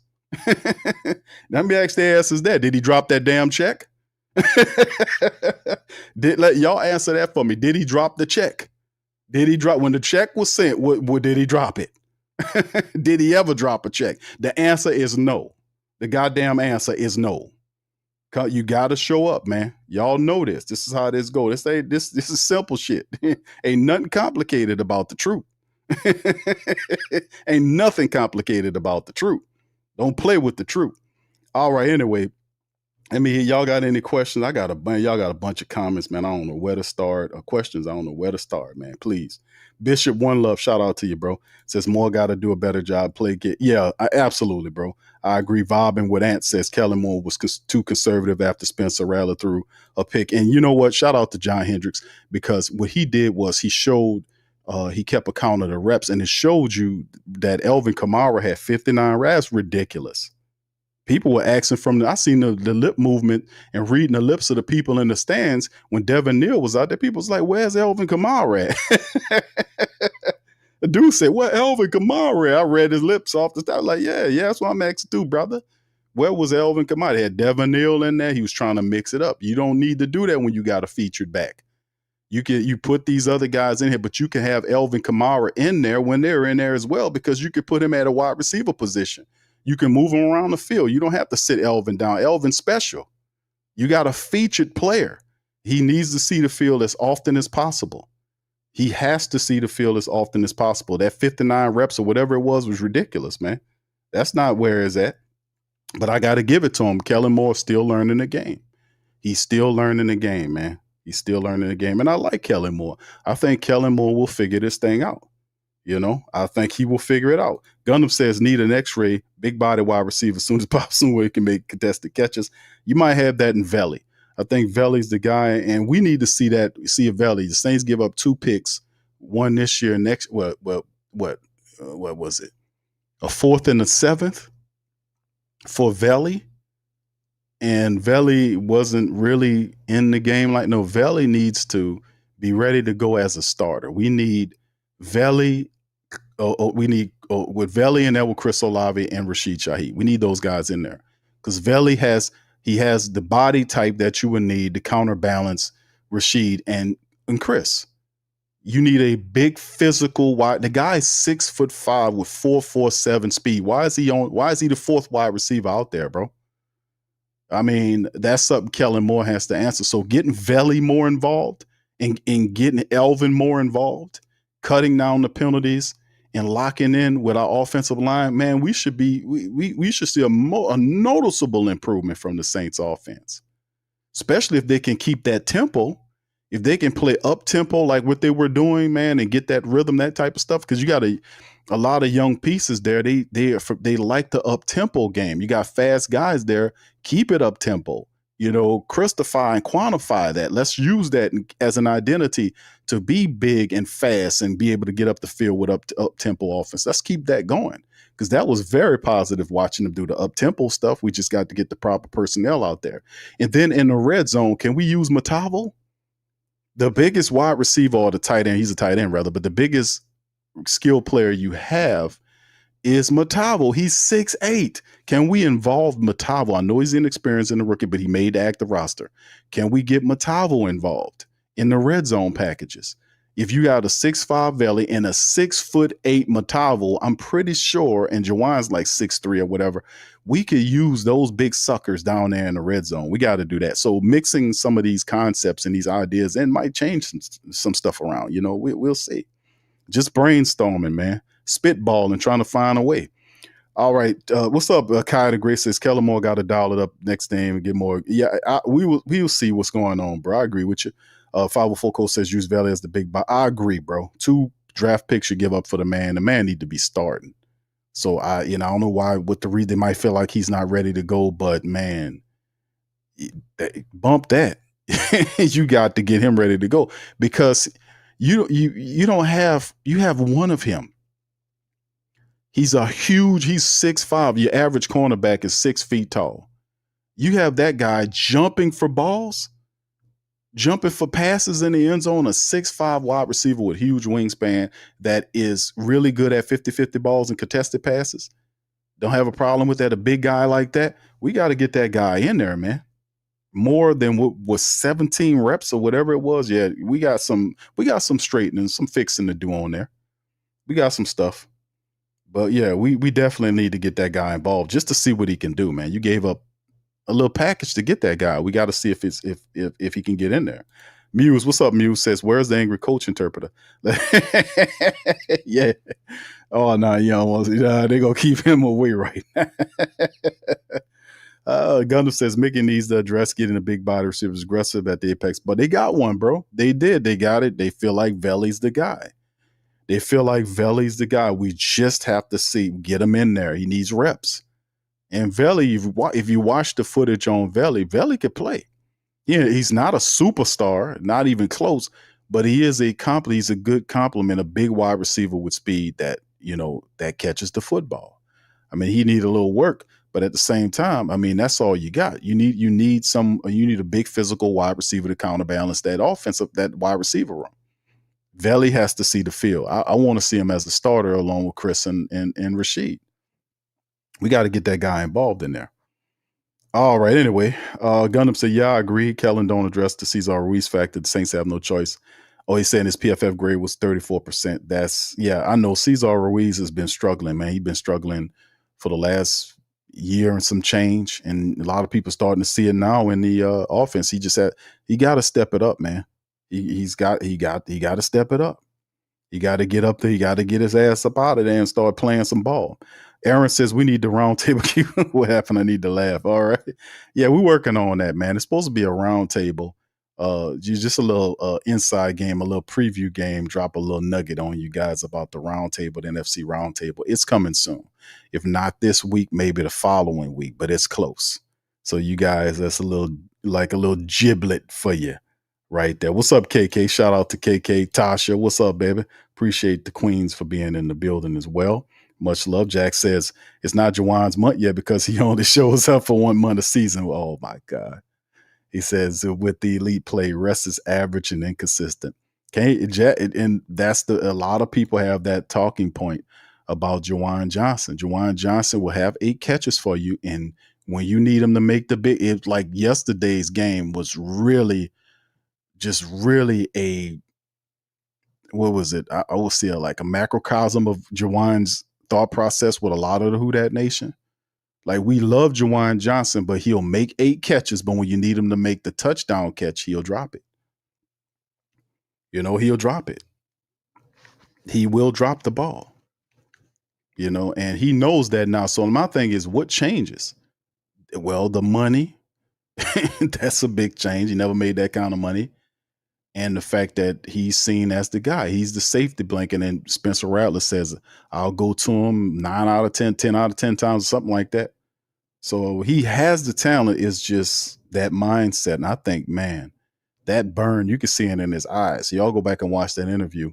You can see it in his eyes, man. That burn when he really was, that really burned him when he let the team down. He knows that he makes that ball. That gives him some type of hope. So that really hurt him to drop that pass or have that ball come out like that. That really hurt him. So how does he then respond for, week 2 and then beyond? We'll see how it looks, man. I want the brother to do well, man. I've always thought Juwan Johnson had good talent, even when he was a wide receiver, before they were even thinking about calling him a tight end. I was saying when they drafted him, hey, man, they need to convert this brother to a tight end. Just so happened the Saints did it. They converted him the following year to a tight end, and he did some great things. It's just, bro, it's levels. You just got to keep on going up, brother. You're going to be all right. Q Time said, I still question the second round pick because Olave is cool, but he's still not a number 1 wide receiver. He's not the type that can demand double team. We desperately need a number 1 wide receiver. You ain't saying nothing wrong, bro. Although a lot of people, I like Chris Olave a lot. But like I said, remember the environment when the Saints drafted Chris Olave, they were trying to pair him with Michael Thomas, right? So you had a physical Michael Thomas and a speedy wide receiver in Chris Olave, and then the slot man was Rashid Shaheed, who would take the top. So you would have to put your third DB on Rashid, and third DB in the NFL could stick Rashid. So you would definitely, if they'll probably slide either one or two over to him and put it, and you would have hell anyway. Those guys will cause you hell. But the original concept was having a guy, a physical wide receiver, like a Michael Thomas, and you paired Chris with him and Olave with him, and that's how those guys would take off. So you're right. He's a stellar wide receiver, but I don't see him as a true number one. I don't see him as a true number one. I don't see him. I think he's on all, and that's not a disrespect to Chris Olave. It's just the fact that this is a team game, right? And certain players are just like those guys, and he's an impeccable wide receiver. But I just think that if we had somebody that we can put in that wide receiver room that was a big physical guy that can make those catches on the opposite side, we'll see him benefit by that. Like we seen him benefit when Michael Thomas was here, when he was healthy. So I mean, that you ain't saying nothing wrong, my brother. Snakebite says, "Q, game could have won. We could have won if we had just executed properly on a couple plays. Indeed, even if you, even if you had the 13." Because you got to go back and watch. Now, we had an opportunity to sleep on this thanks to a lot of the emotion that we had right after the game has subsided to a degree, right? It didn't went away. We done slept on it. We was able to go over, and I was able to go and study on the film, look at the film. And what I seen was, even if the Saints had the 13 penalties, they kick the field goal, they make the tie, they make the Juwan comes down with the touchdown grab at the end of the game, Saints would beat them, even with the 13 penalties, right? If you just being real, the missed field goal what the Saints had, and then Juwan's drop, at the end of the game, that's 10 points right there. The Saints win, so with the 13 penalties. So like I said, it's a lot to be thinking about right here, man. It's a lot to improve upon. Gundam says, Q, I used to see Michael Thomas being savage a dog. Maybe I'm too hard on kid because of being spoiled by Michael Thomas' aggressive high point ball. No, it's fine. It's a makeup. Like the Saints tried to emulate it under Dennis Allen. That's why they brought Cedric Wilson Jr. He was supposed to be the guy. I know it sounds ridiculous, but that's what Dennis Allen did when they signed him. They was like, Michael Thomas left because his contract was up. Then they signed this Cedric Wilson Jr. to a 2-year contract. And he was supposed to, as a veteran, step in and do similar things to what it never worked out because he didn't mesh well with what they were trying to do. And even today, this year, he didn't mesh well. It's just been a bad experiment with Cedric Wilson Jr. And the Saints didn't pivot early on. Kellen was slow to learn this stuff and shout out to the Who Dat Nation and the Great Saint Think Tank, because people were saying this all off season. They were saying it into training camp. We were saying it during practices, going into training camp, during the preseason, like where's the big physical wide receiver? That didn't come about until after preseason was over and they made the trade. So the offense, and I spoke about this because the defense didn't operate in terms of the decision makers of getting personnel there. Coach Staley, who, the defensive coordinator for Saints, he was the one that was going out saying, let me go get Bullard. Let me get Chris Rumph. Let me get Jonah Williams. You see what I'm saying? Let me get Julian Blackmon. He was doing this. He was doing this, and Kellen Moore was sitting back with the offensive brass like, we good. And then when they finally start really evaluating these people, then you start seeing a whirlwind of action. Then here come the Saunders. They traded Bink for the guy, the backup center Fortner from the Jags. Then they claimed Xavier Truss from the Texans along with Palmer, who wasn't activated. Then they had the trade that brought up Seaman Richards from the Cowboys. They brought him over. So you start seeing the trade that they sent out picks for Valley to get him in. So you start seeing the offense start doing what the defense did. If they were a little bit more proactive and did that stuff around the same time frame as the defense was doing it, man, the Saints would be kind of ahead, like a little bit more ahead in terms of how the personnel looks. But the defense was always more proactive all through the preseason and the training camps. They were proactive while the offense sat there. And it wasn't toward the last week or so of the preseason, and they started moving like the defense. Well, I'm like, man, but eventually they did do it. So it's one of those things where, Michael Thomas did a lot of positive stuff, but they are receivers that you can bring in that can help. Now, Kellen Moore likes the Valley guy. I seen film on him with Denver. He seems to have, that big physical play, the speed and stuff like that. But it's up to Kellen to get that guy in his offense. We need to have that guy starting for us against the 49ers. We need to see more of Elvin Kamara featured in our offense. We need Valley out there with Chris Olave and Rashid Shaheed. We need to have that. We need to see more of that goal line package where you have Matavo out there, 6'8" guy. We need to have these guys where they belong. That we need to see that happen. It's real deal spill. I'm just keeping it all the way funky. All right, Ayo says all receivers should have that dog in them. They have, you know what? It's just our guys, man. I was like, man, okay, we got 6'5" Valley. Could we get another big wide receiver? The Saints got one dude. I'm like, we could use another big wide receiver with speed. They'll get those guys don't grow on trees, Q. I mean, they got guys out there. I mean, you don't have to just wait for free agency. I mean, if you don't see something in free agency, we have access to every team's practice squad. They got for all 30, how many damn teams in the league? 31 teams practice squads that we can pull a player from onto our team. We clear a slot and we can pull them off the practice squad. So there's nobody there that we see that's a big physical wide receiver that can help, or nobody in a free agency thing. It's just what Kellen Moore wants. But like I said, it ain't all perfect because Kellen's never been a head coach before. He's never been a head coach. So you got to give him some grace on some of these decisions, right? You got to give him some grace because he never done it before. And that's a side effect of having a rookie head coach who never done it before. He's going to have issues with clock management. He's not going to use all his timeouts sometimes.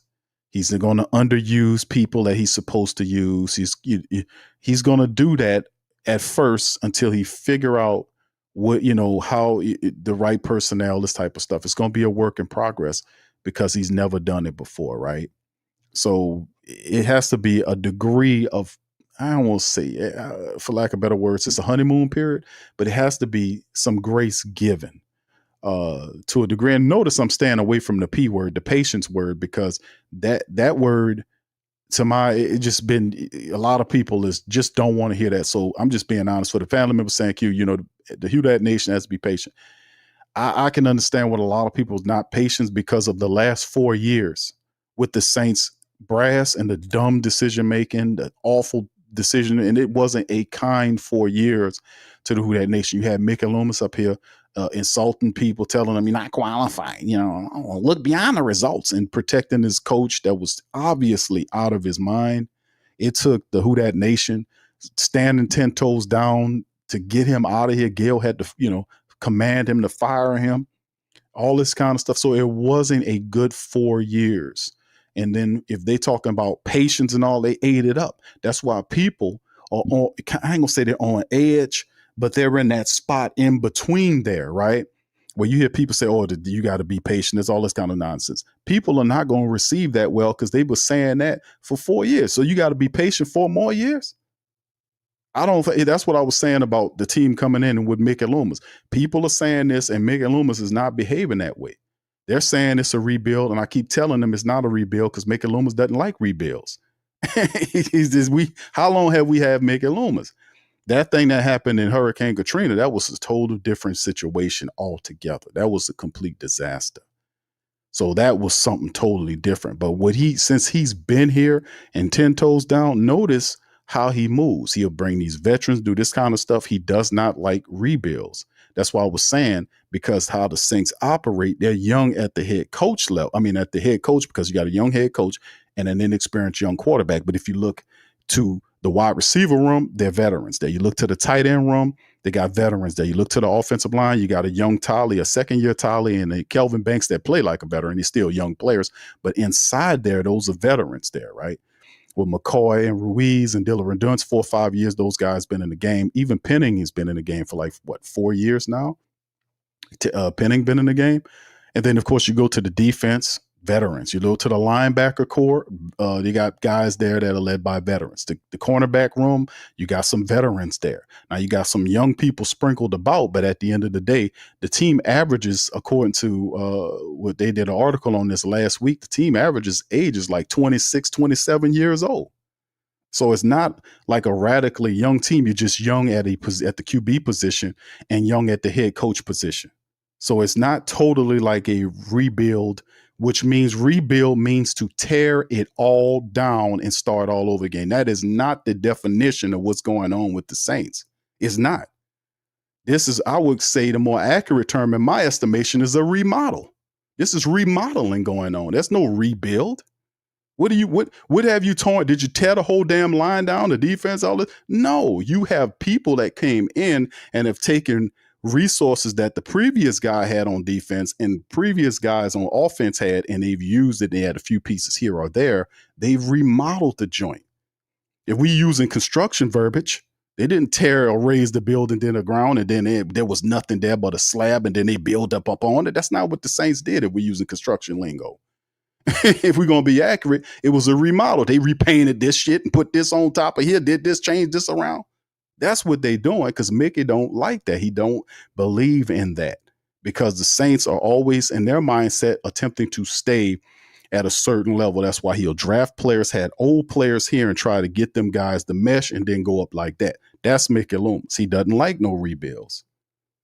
But like I said, we're not tearing it down. It's not a rebuild. They ain't tearing anything down. They added new people here to come in. That's like having somebody you have fixing on your house.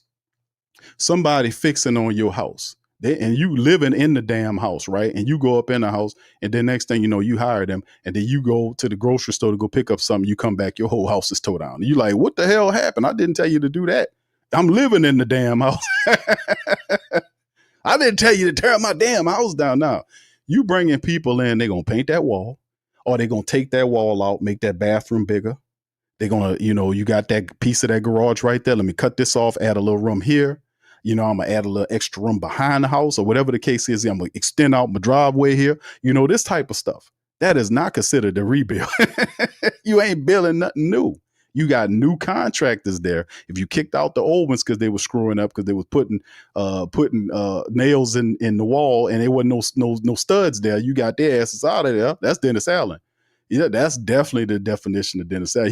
He a dumb contractor. He was up in there putting holes in the wall where no studs was. That bastard was putting nails in the wall where no studs was. So he was just putting it up. The key was just hitting it straight. You go up in there. Hey, you got nails in the wall where nowhere it totally missed the stud. You don't have a stud finder. He just holes in the damn sheetrock. That was Dennis Allen. So you get that crazy contract out of here. You get somebody here that got the stud finder. They put the nails in the studs where they belong. That's what we do. That's Dennis Allen. That's exactly what was going on there. All right. Anyway, let me keep it going. KT said, "What up, Q? We can't be so timid with the offense, especially when the quarterback is in rhythm. Moore needs to start making adjustments." He will, bro. I mean, like I said, I'm gonna give him. You got to get a young guy. I like Kellen Moore, man. At first I was kind of a little leery about him at first, but listening to what he's saying and his temperament, I like Kellen Moore. I think he's a genuine guy. I think people like him, and I think he means what he says. I think he will iron out the wrinkles. I think he will eventually get it right. I'm going to give him some grace on there. I like Juwan Johnson, but like I said, I'm watching, and not just me, but the entire Who Dat Nation. He can change everything, bro. Listen, go up a level, bro. Go up a level, Juwan. You're not done, brother. Go up a level or two. There are a couple of levels that you can get up to, brother. You get up there, man. You get better with your blocking. You be more consistent in catching with the ball. That kind of stuff, bro. Go up a level or two. Same for Ruiz, man. Ruiz needs to go up a couple of levels, man. Cesar Ruiz is so much better than what he's showing us, bro. His footwork not being strong enough. His technique is inconsistent. You study the film. He ain't worse than Trevor Penning, But at the same time, he's supposed to be a lot more refined and crisper than what he is, bro. That guy's supposed to be a pro bowler. With all the reps and this type of thing, Cesar Ruiz should be a lot better than what he actually is. Really is. Like I said, and this is the year where all of that will be put on Front Street. All of that. Juwan already got his tests. Cesar is getting his issue, but the game is going to continue until he has to improve. People have to step up. This the year of this the year of straightening. This the year people have to be on game. It's just what it is. What's up, Joe? Shout out to you, fam.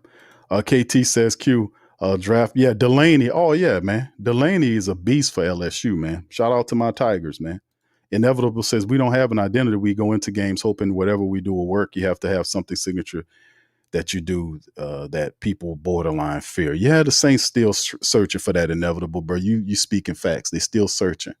Although I'm very pleased to a degree, satisfied. Let's just say I'm satisfied from what I was seeing from the Saints up-tempo offense, right? When they went up-tempo and you seen Spencer operating that offense and he was pointing and moving and doing this kind of stuff, I was like, okay, because the first series, not so much. Then you've seen the next couple of series a lot better.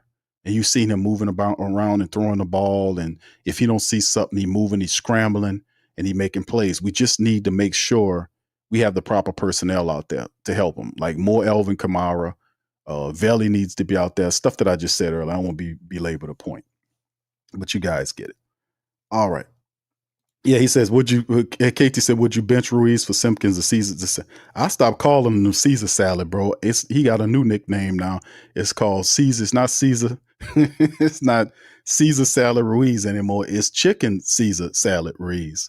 And I listen, bro. He just gotta change the game, bro. I don't think they benching him yet. Nah, they're gonna give him some grace. But he has to get more consistent, man.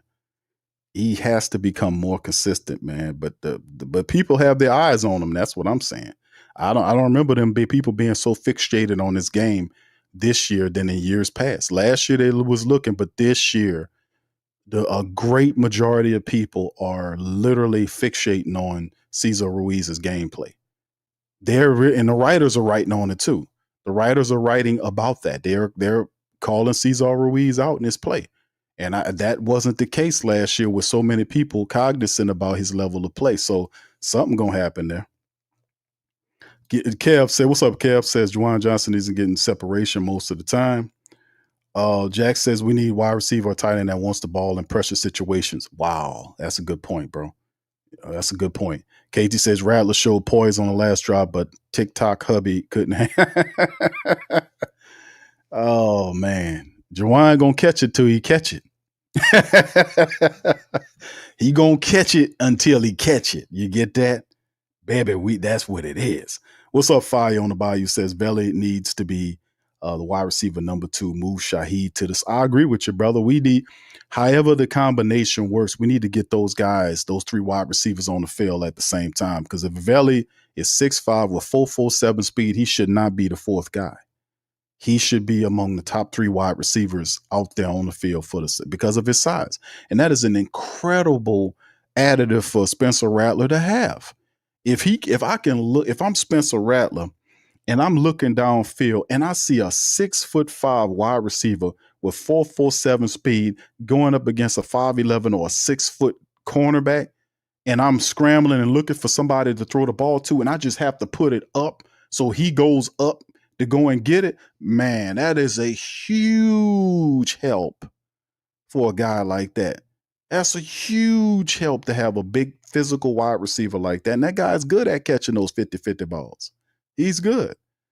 They got to change the game, bro. They got to get it together. Five Foco says Q, the wide receiver Tampa guy from Ohio State I've watched that brother play. I've seen the highlights on him. What's his name? Damn, I forgot the man's name, man. Yeah, but he a dog. Then Seattle got one too. Seattle got one from. Don't Seattle have that the guy is very familiar with? His game reminds me. The one Tampa has reminds me of the wide receiver that Seattle has. That that they got rid of Metcalf because they had that guy. I forgot. I think they both Ohio State guys, if I'm not mistaken. Y'all correct me.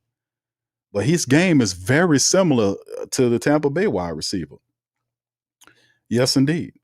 All right, he says releasing A.T. Perry. That's something else right there. KT says Groupie is slowly getting my you know what list. Just NFL Lonzo Chase Young. Oh, there you go. There you go to Chase. There go KT with the Chase Young. I knew it was coming. KT coming with the Chase Young hate. Q's favorite Pro Bowl alternate, Andrus P. There it is. There it is. Joe says, Q, don't forget about Rashid's drop. Yeah, indeed, bro. This is true.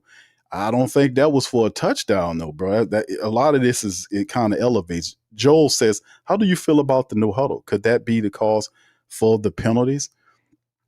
Well, I think early on, if you remember watching the film on the first drive, the Saints came out and they were 3 and out, and the rhythm was off. And then Kellen Moore said, okay, we got to go up tempo. And I was like looking at it, and we seen a couple of the drives when they seemed to have rhythm. And it was the up tempo was similar to like a 2-minute offense energy.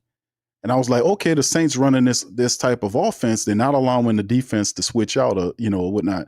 They're keeping them on the field. So they're going to obviously run a certain set of plays and put pressure on the defense. They started moving the ball. We seen Spencer moving around, this type of thing. But during that rhythm happening, that's when stuff started going haywire. I guess they were going too fast, right, for certain players. And then that's when it started happening. Guys wasn't, even though the skilled player guys was moving, the quarterback was doing it. Our interior guys with Dylan Reduntz and Cesar Ruiz, they were not quite there with the tempo. So they would make, that something happened here or something happened there. They will take one step back, but they would get pulled back, and then they would go and get the yardage back. Then they would get pulled back, and then they'll go get the yardage back. I said, I don't like the fact that you having the penalties, but I respect the fact that they're getting the yards back, because if they making a mistake, they fixing a mistake. Make the mistake, fix the mistake. Make the mistake, fix. You see what I'm saying? So I was like back and forth. I was on this seesaw of like, okay, I'm respecting it, not respecting it. You see what I'm saying? So yeah, up to a degree, not everybody was comfortable with the up-tempo offense. So yeah, I think that it contributed to the penalties if you think about it. Yeah, because it's to be said, right? If you're making the mistakes, you fix the mistakes. That's a certain degree of respect. But if you have so many that you got to fix, that's kind of problematic. Jim Kev, so ain't no excuses, bro. Ain't no excuses. Listen, bro. Jawan Johnson knows he let his team down yesterday. There ain't nothing anybody online could say for him or against him that's gonna hurt him harder than that. Because it ain't like you could see a guy not make a play, and then he's like, you hit a spill from some of these guys, like, we got to do better. I'm gonna do better. That kind of crap. That's not what happened with him. You could see in his face, in his eyes, that hurt him. And regardless of whatever you for him or against him, nothing you could say online or for him or against him will hurt him more than what he did at the end of that game. He owned that moment. So how do you then respond to it? So it's no excuses. There's no excuses. It's only, he can't take it. But I'm pretty sure if he had it all to do again, if you could rewind time, he'll actually make that catch the next time, right? He would go in there and make the catch. But that's the beauty of it. You got to eat it. How many people in this chat had a moment in their lives when they experienced a similar thing? Not quite on the football field, none of that kind of thing. I'm saying a similar experience where something presented itself and they had an issue that went on in your life, right?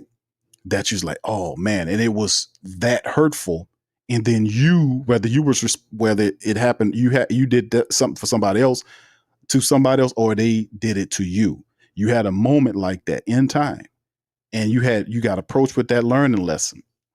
You can kind of rationalize to a degree the feel that a person have when something like that happens, right? You can like, oh man, because I felt bad for the brother, because when I seen the video, this is after the fact, like the show was over with, and I seen in his face, because some of them players, they don't care. Some of them players say, well, I'll do better next time, all this kind of stuff. It's just a spill. You see, oh, he ain't serious. But that man felt that shit. He felt that. He told them people on it, he said, listen, man, I got to say that I got to put it in the past, because if I don't put it in the past, you're not going to have the same Jawan. So he was letting you know that I'm going to own this. I've earned this because of whatever I did.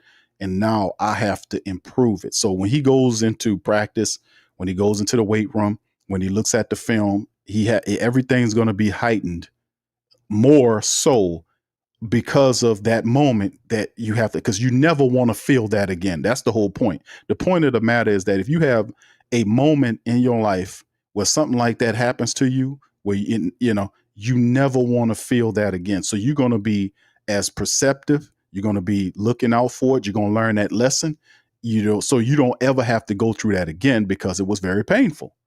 That's what I seen in that man's eyes. And I had to take it to the personal level, because these people are, these football players are still people. They still have feelings and emotions and stuff like this. They still deal with things similar to you, because they are you. So in the end, I have to look at that man and say, hey, man, that dude, that was something right there that hurt the hell out of him, and how he let the team down in his mind. We're going to see how he does better going forward.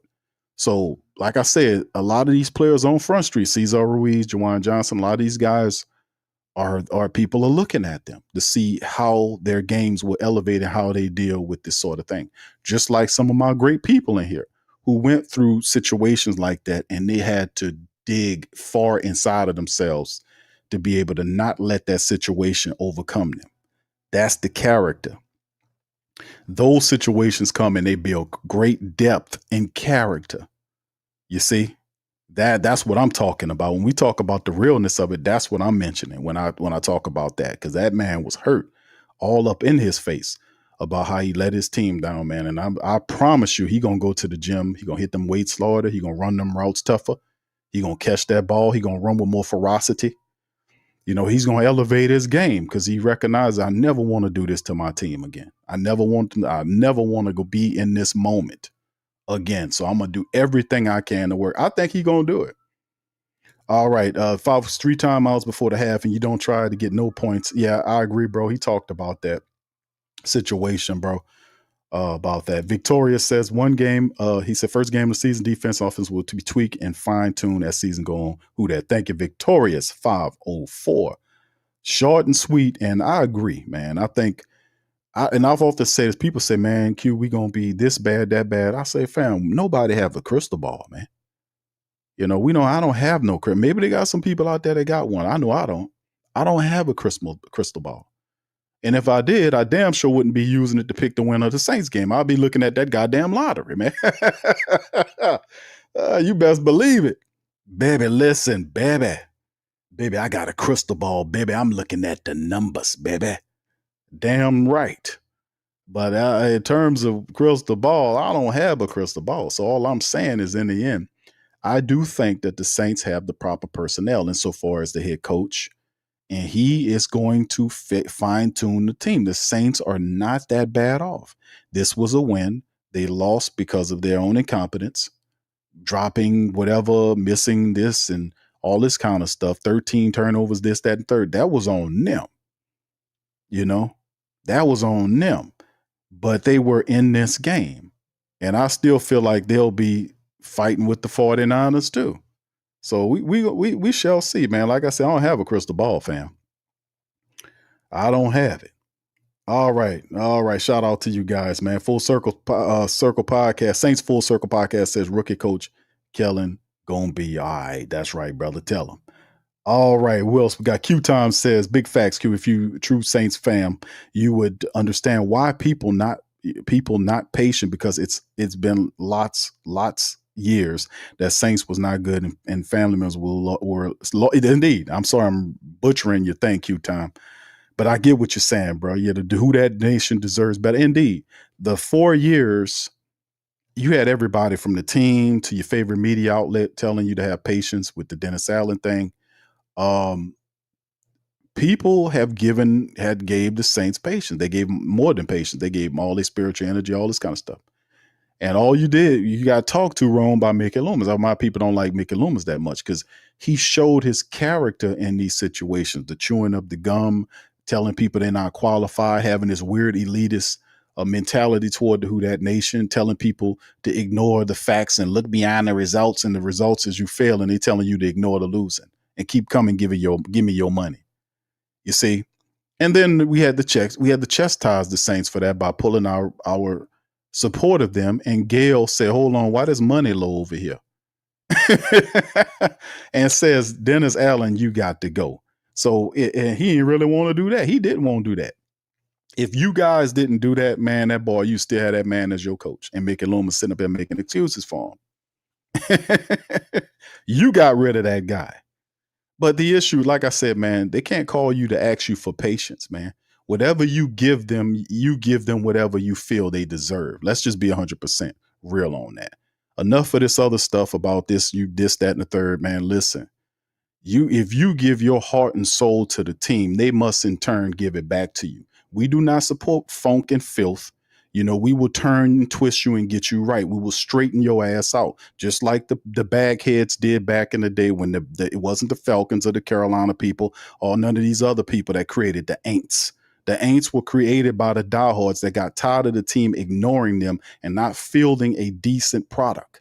So they even told them to do better. They didn't listen. So what they did, they got descriptive. They started putting bags on their heads and all this kind of stuff to draw attention to the fact that the Saints was a joke, right? They created the Aints Banneker's and all these different terminologies and the bagheads and all this kind of stuff to bring light to the losing. And guess what? It was ingenious because it worked.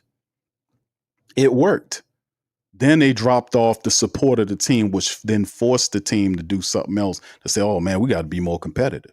It's always the family base that drives the team, not the opposite way. If the team ain't on code with you and they losing, ain't no way in the world you're going to sit up there and deal with these people. You will empty out them seats and all this kind of stuff. And the Saints won't go nowhere because we know we got them by the balls because they got all these fanciful contracts tied in with the state and the city that is locked and sealed where you can't see the details of what kind of sweetheart deals that they got going on here. They got sweetheart deals out the wazoo. They're not going nowhere.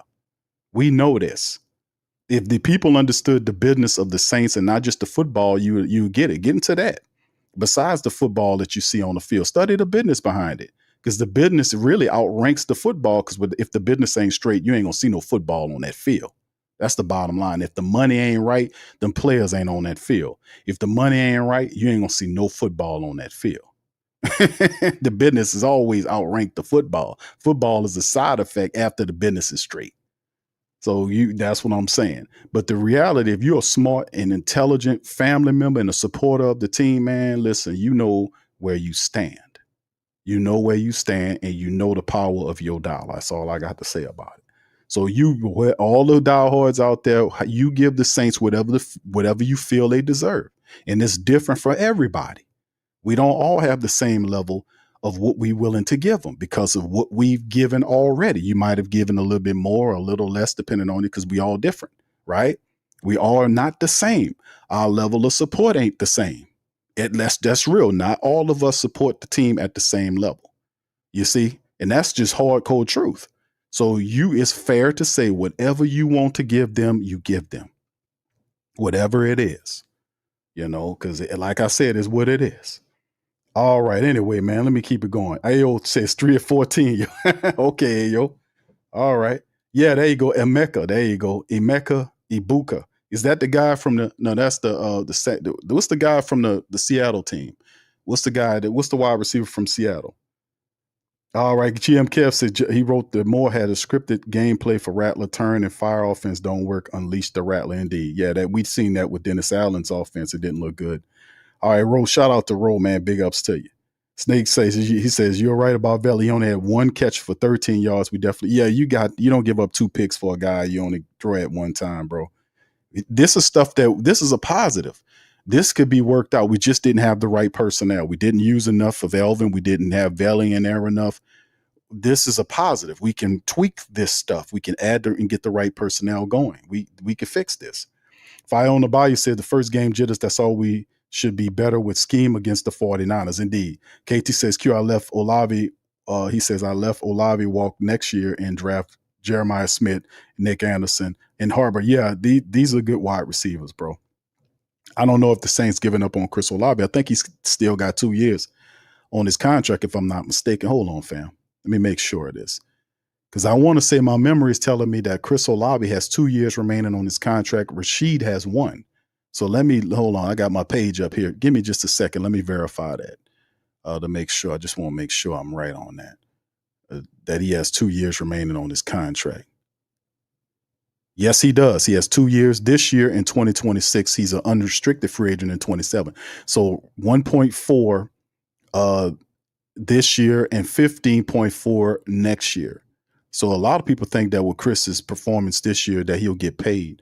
And his mindset is to get not only just get paid, because that's respect, but also to be to have a longer career with the Saints. And I think Chris Olave is, when it's all said and done, is going to be one of the best ones we have, man.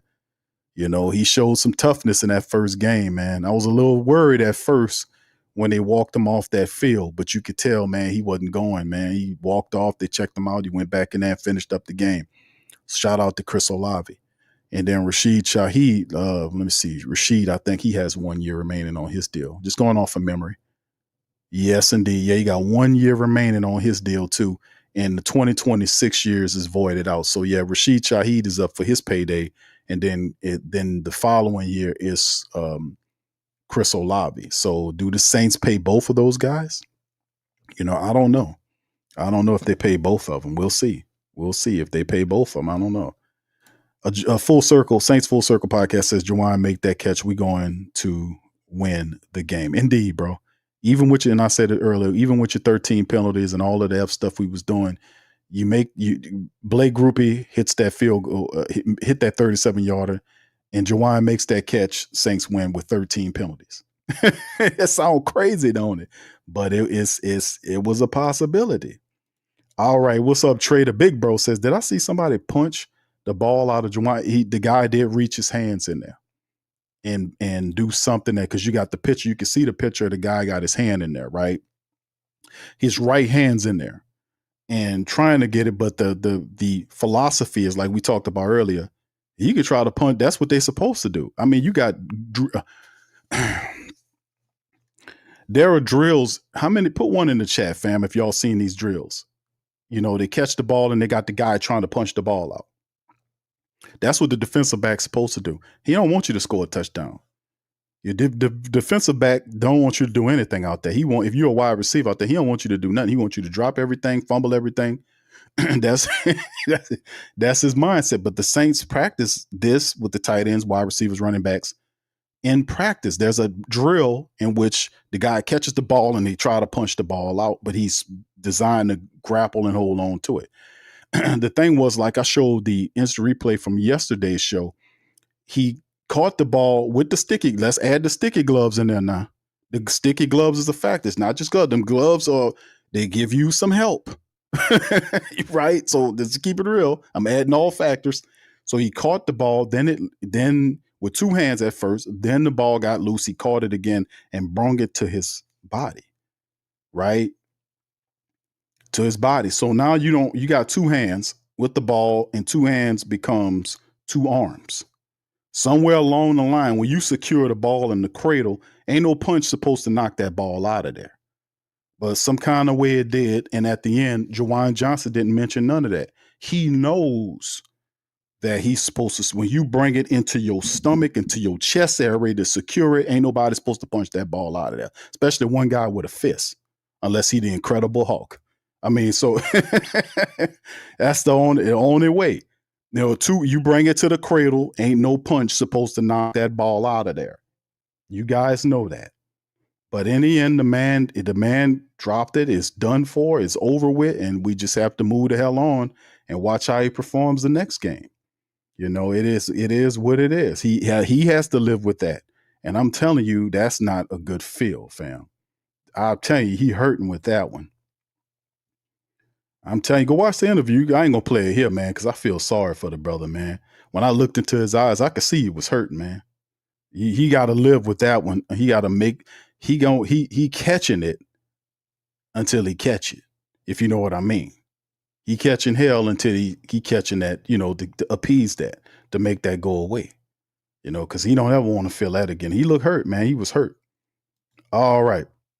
Jawan actually high pointed the ball, caught it, and wrapped the ball up. Yeah, he did everything he's supposed to do except for use the two arms to cradle. Hands become two arms in the cradle, and you're supposed to, no punch is supposed to knock that ball out of there. So it simply is what it is. Yeah, we gonna, like I said, man, it's some changing I need to do, but I'm very encouraged. I'm encouraged about this. I'm gonna be honest with you, despite all of our effery, and all our effery and our F stuff. I think the Saints are all right, man. I think we're going to be, and this, I ain't being delusional, fam. I'm just saying I watched the footage of the tape. I'm saying that even if they cut the penalties down and make some roster adjustments, the Saints are playing with listen, their energy wasn't bad, right? Their energy was there, defensive and all that. They had a few letdowns, bad angles on the defense, such and such, but overall, the energy and energy was there, right? And to a large degree of the game, the effort was there.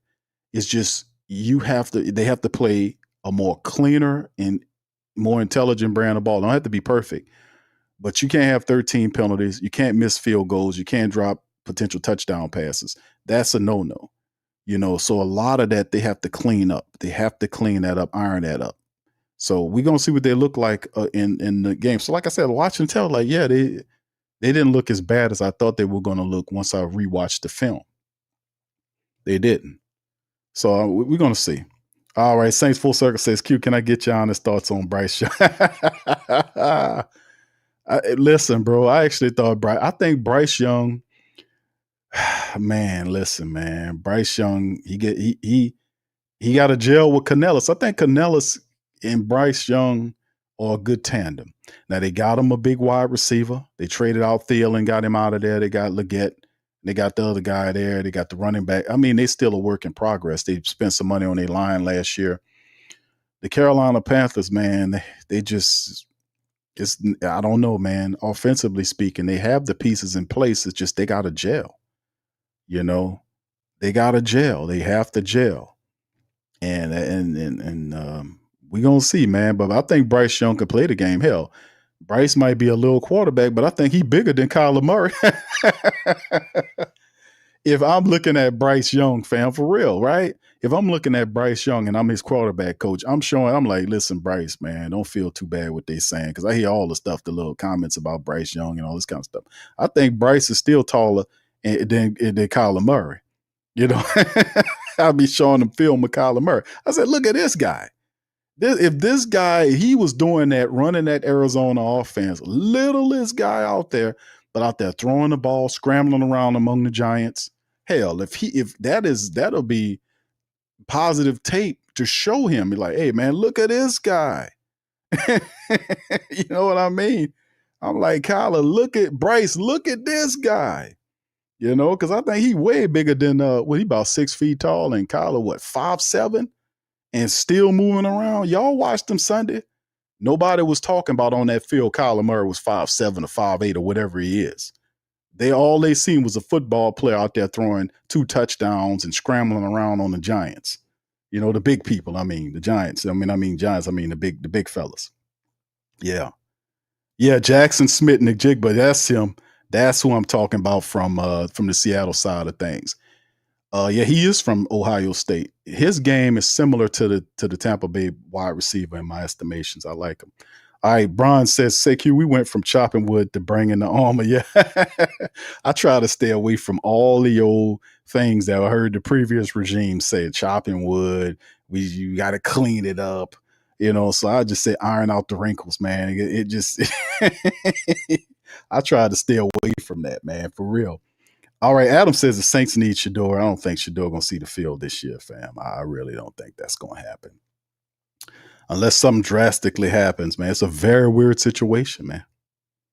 I'm just keeping it out. Bev says, Adams, you in love with Shador.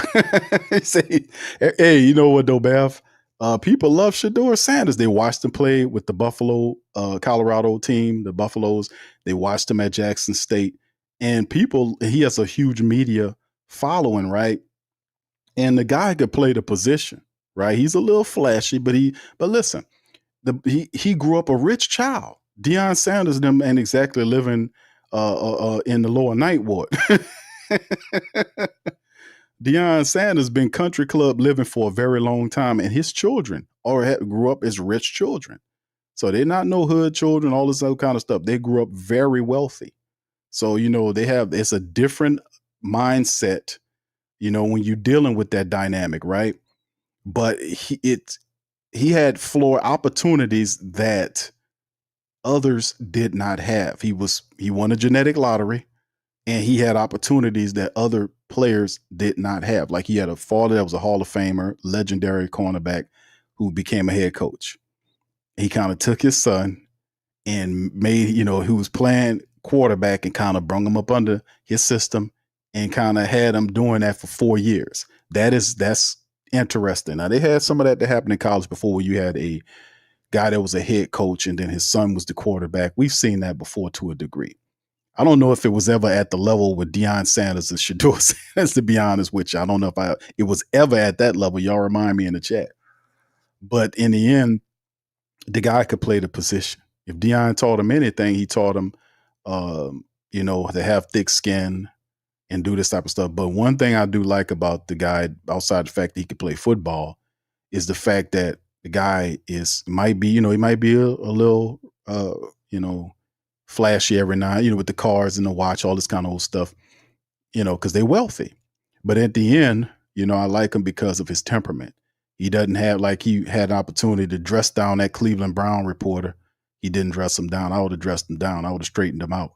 But he handled it a certain way for a young man. He got thick skin. He know how to handle the media. And it complicated it when Eric Dickerson came out with what he was told. And that happened a couple of weeks ago, and you haven't heard anything from an NFL investigation about it. And he talked about people on high orchestrating that. If that's the case, then that is that should be looked at for a lawsuit. I don't think Deion Sanders never going to do it. But watching Gruden and Brian Flores do that go at the NFL, I welcome that, man.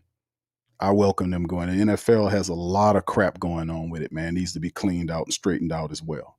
But I do respect the kid. I like where he come from. He had 50-something games in college. And I think what's happening insofar as if what Eric Dickerson is saying is true about the collusion and Eric Dickerson don't have no reason to get up here and lie about nothing. Eric Dickerson don't say anything controversial. Eric Dickerson is very commonsensical. When he dropped that nugget, I was like, Eric, it's not like he's a guy out here making weird, wild, and boisterous claims every day.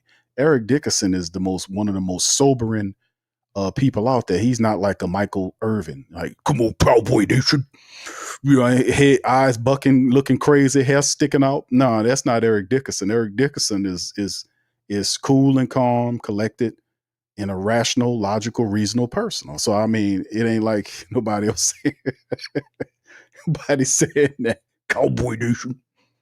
Ain't nobody, bucking their eyes and all this kind of old stuff, So, that's what I got to say about it, bro. I don't think that's ever going to happen, though. All right, Following the Bible says, Adam, that is a fake narrative. QB wins the practice room. All right, yeah, 10-man syndrome. Jawan says, 504 says Jawan got to secure the ball. Indeed, bro. And I think he'll be all right. Mad Drummer, what's up, bro? All right. Yeah, he says dudes from the PFF was shocked with Spencer's performance because they don't study nothing. I told you, them people don't be looking up. I've said this constantly. They can't watch everybody's team individually. They don't have the personnel to do that. So it's more easier for them to look at a few clips here or there and then take the national narrative and say that's what it is. Notice how all these different people's, the majority of the narratives are either the same or similar, very similar to each other. The only people that narrative differ on Spencer Rattler is people that know the team, that is actually studying and watching the film and then watching the practices and know what the guy is doing. They're not listening to the national narrative that is not a complete and thorough narrative about the Saints or about the quarterback. Like a lot of the people saying the Saints are going to be bad because they see the young quarterback on top of the team and as a bad thing. So the whole team is bad. they don't have a quarterback, so they just bad. And you literally read their articles. I've showed a couple of them here and say, look what they're saying. They don't have any really thorough information to back the point. They'll have a paragraph or two of some bullshit stat, but nothing solid, because all they're doing is belting out articles or reading materials about the Saints just to write out something. But that's the narrative. The narrative is a not thorough narrative. It's not a thorough narrative. It's just a cheap garbage narrative, or they're going to be bad because they don't have a well-known quarterback. Which I've documented and showed, and y'all know in the history that that's not always the case. The team is going to be bad because they have a inexperienced or a young quarterback. I mean, we've seen teams that had quarterbacks that were young and inexperienced, whether they were rookie or second yearmen, have success with the team because it's not all predicated on the quarterback. That's what Kellen Moore was saying. It's like, it's not all on Spencer Rattler. Spencer Rattler needs the other 10 guys to help him. You need the 5 guys to block and the rest of the guys to catch the ball and do what they're supposed to do. But if he'll give you an opportunity to win, and they're not looking at that because that's how they're designed. They don't look at nobody's teams thoroughly or directly. That's why you are valuable. To spit against those narratives. That's true, man. That's real deal. These people are not telling the truth about the Saints. That's why I was like, man, how y'all know? How y'all know what the Saints gonna do? How the hell show me your crystal ball? They either a witch or a warlock, because that's the only damn people that got a crystal ball is a witch or a warlock. And I don't want to talk to your ass anyway. All right, what's up, St. John? What's up, my brother? How you doing? Yeah, what's up, cowboy? Tasha ain't gonna like that. I'm gonna stop. Tasha ain't gonna like me throwing that Michael Thomas out there like that. I mean that Michael Irvin out there. You know, y'all know how he sound. Just looking crazy, bucking in his eyes, moving around. What's up, Tracy? I have no doubt Spencer is clutch. He got us in a winning position with no time left twice now. Yes, indeed, man. His young quarterback's gonna improve. When we got the ball, I just knew we were going to drive the field and score. Yeah, everybody thought that was the case until it wasn't, bro. It's okay. Like I said, it's a lot of positives, man. If you go back and watch the film, it's a lot of positives and how the Saints respond to what happened in week 1 will say a lot, you know, because we don't have to wait long, fam. It's Monday now. We got Sunday, but before the next matchup against the 49ers happening. Like I said, the 49ers are not a juggernaut. They're still trying to figure it out too. They got issues with the wide receivers. We got all kind of stuff going on. So they're not a finished product. Nobody, is a finished product this early. It takes at least 3 to 4 weeks for the team to round out what they are, an identity to play behind. Some people get a little faster than others, but at least 3 to 4 weeks before we start seeing what we really are about. So week 1, they got heart. They just, it wasn't very smart in the penalties, so on and so forth. But in the end, a lot of this is correctable, to be honest with you. So don't get too high and don't get too low, man. It's a long season. All right. T-Roy said, I think we're going to be okay. Just need some games under our belt. Kellen will be fine. In agreement. Shout out to you. What's up, Willie Cameron? Shout out to you, brother. All right. Anyway, fam, listen, man. That's my talk on it for Monday, man. I shall return tomorrow. Tuesday is the Patreon. We're going to study on the film about what we seen in the previous game. We're going to talk about it. Went wrong and right according to the film. We'll have that breakdown and all the latest news. Something tell me the Saints might bring in some people tomorrow for the safety position. We'll see what they got going on. We know Julian Blackmon is out for the year. Prayers to that brother. And for a speedy recovery. He was I love that kid, how he came into with Tyron retired and the man stepped in there, making interceptions in practice, making plays. It's just tragic that the man ended up getting hurt. I think it's the same injury he had before. And it's just sad. So Godspeed to that man, and prayers to him for a speedy recovery. We'll see if Jonas Sanker's the answer, or the Saints might add a free agent. We talked about that. We showed that in the show. So we'll see. And we'll cover all that on our Tuesday Patreon special. So if you want to be a part of that, please feel free. Look in the link in the description section or the chat. I'm pretty sure you'll find it somewhere along there, whether it's the YouTube or it's the Patreon stuff. We also have the On Q Big Q show. We firing that up this week. Well, we'll have that exclusive for our Patreon. We'll be covering trending topics and stuff like that all on our Patreon channel. All right. So anyway, let me get these two out the way, fam, and then I'll get ready to go. Saints full circle. Say I was watching some Arizona fans live watch the game. The last drive, Spence had them in the fourth to possibly tie in the game. They were very nervous. Yeah, a lot of it, our shout out to brother Ed Smith and brother Javon Walker from the Locked In Believe in the Cardinals podcast that came on for the preview. You know, we had a good time. Shout out to those brothers. But they were saying, there was a little nervous energy going on as well, in the preview stream. So because they were saying, hey, man, if the Saints lose the game, then it was like, okay, we're going to have to do it. But going into the Saints building, Saints 6.5-point underdogs, Arizona looked upon as a team that was supposed to beat the Saints because of this being the third year that Gannon's been there. I think that's the name of the head coach, that he's been there, and it's time for whatever he was doing. It went from 4 wins to 8 wins. So they want to see fruits of the harvest, so to speak. So if they lose to the Saints, that would have been a tough one. So I can understand that. All right. Shout out, bro. Hemisphere says it was Kellen Moore's first game as head coach. He needs to learn how to manage the team better. Indeed.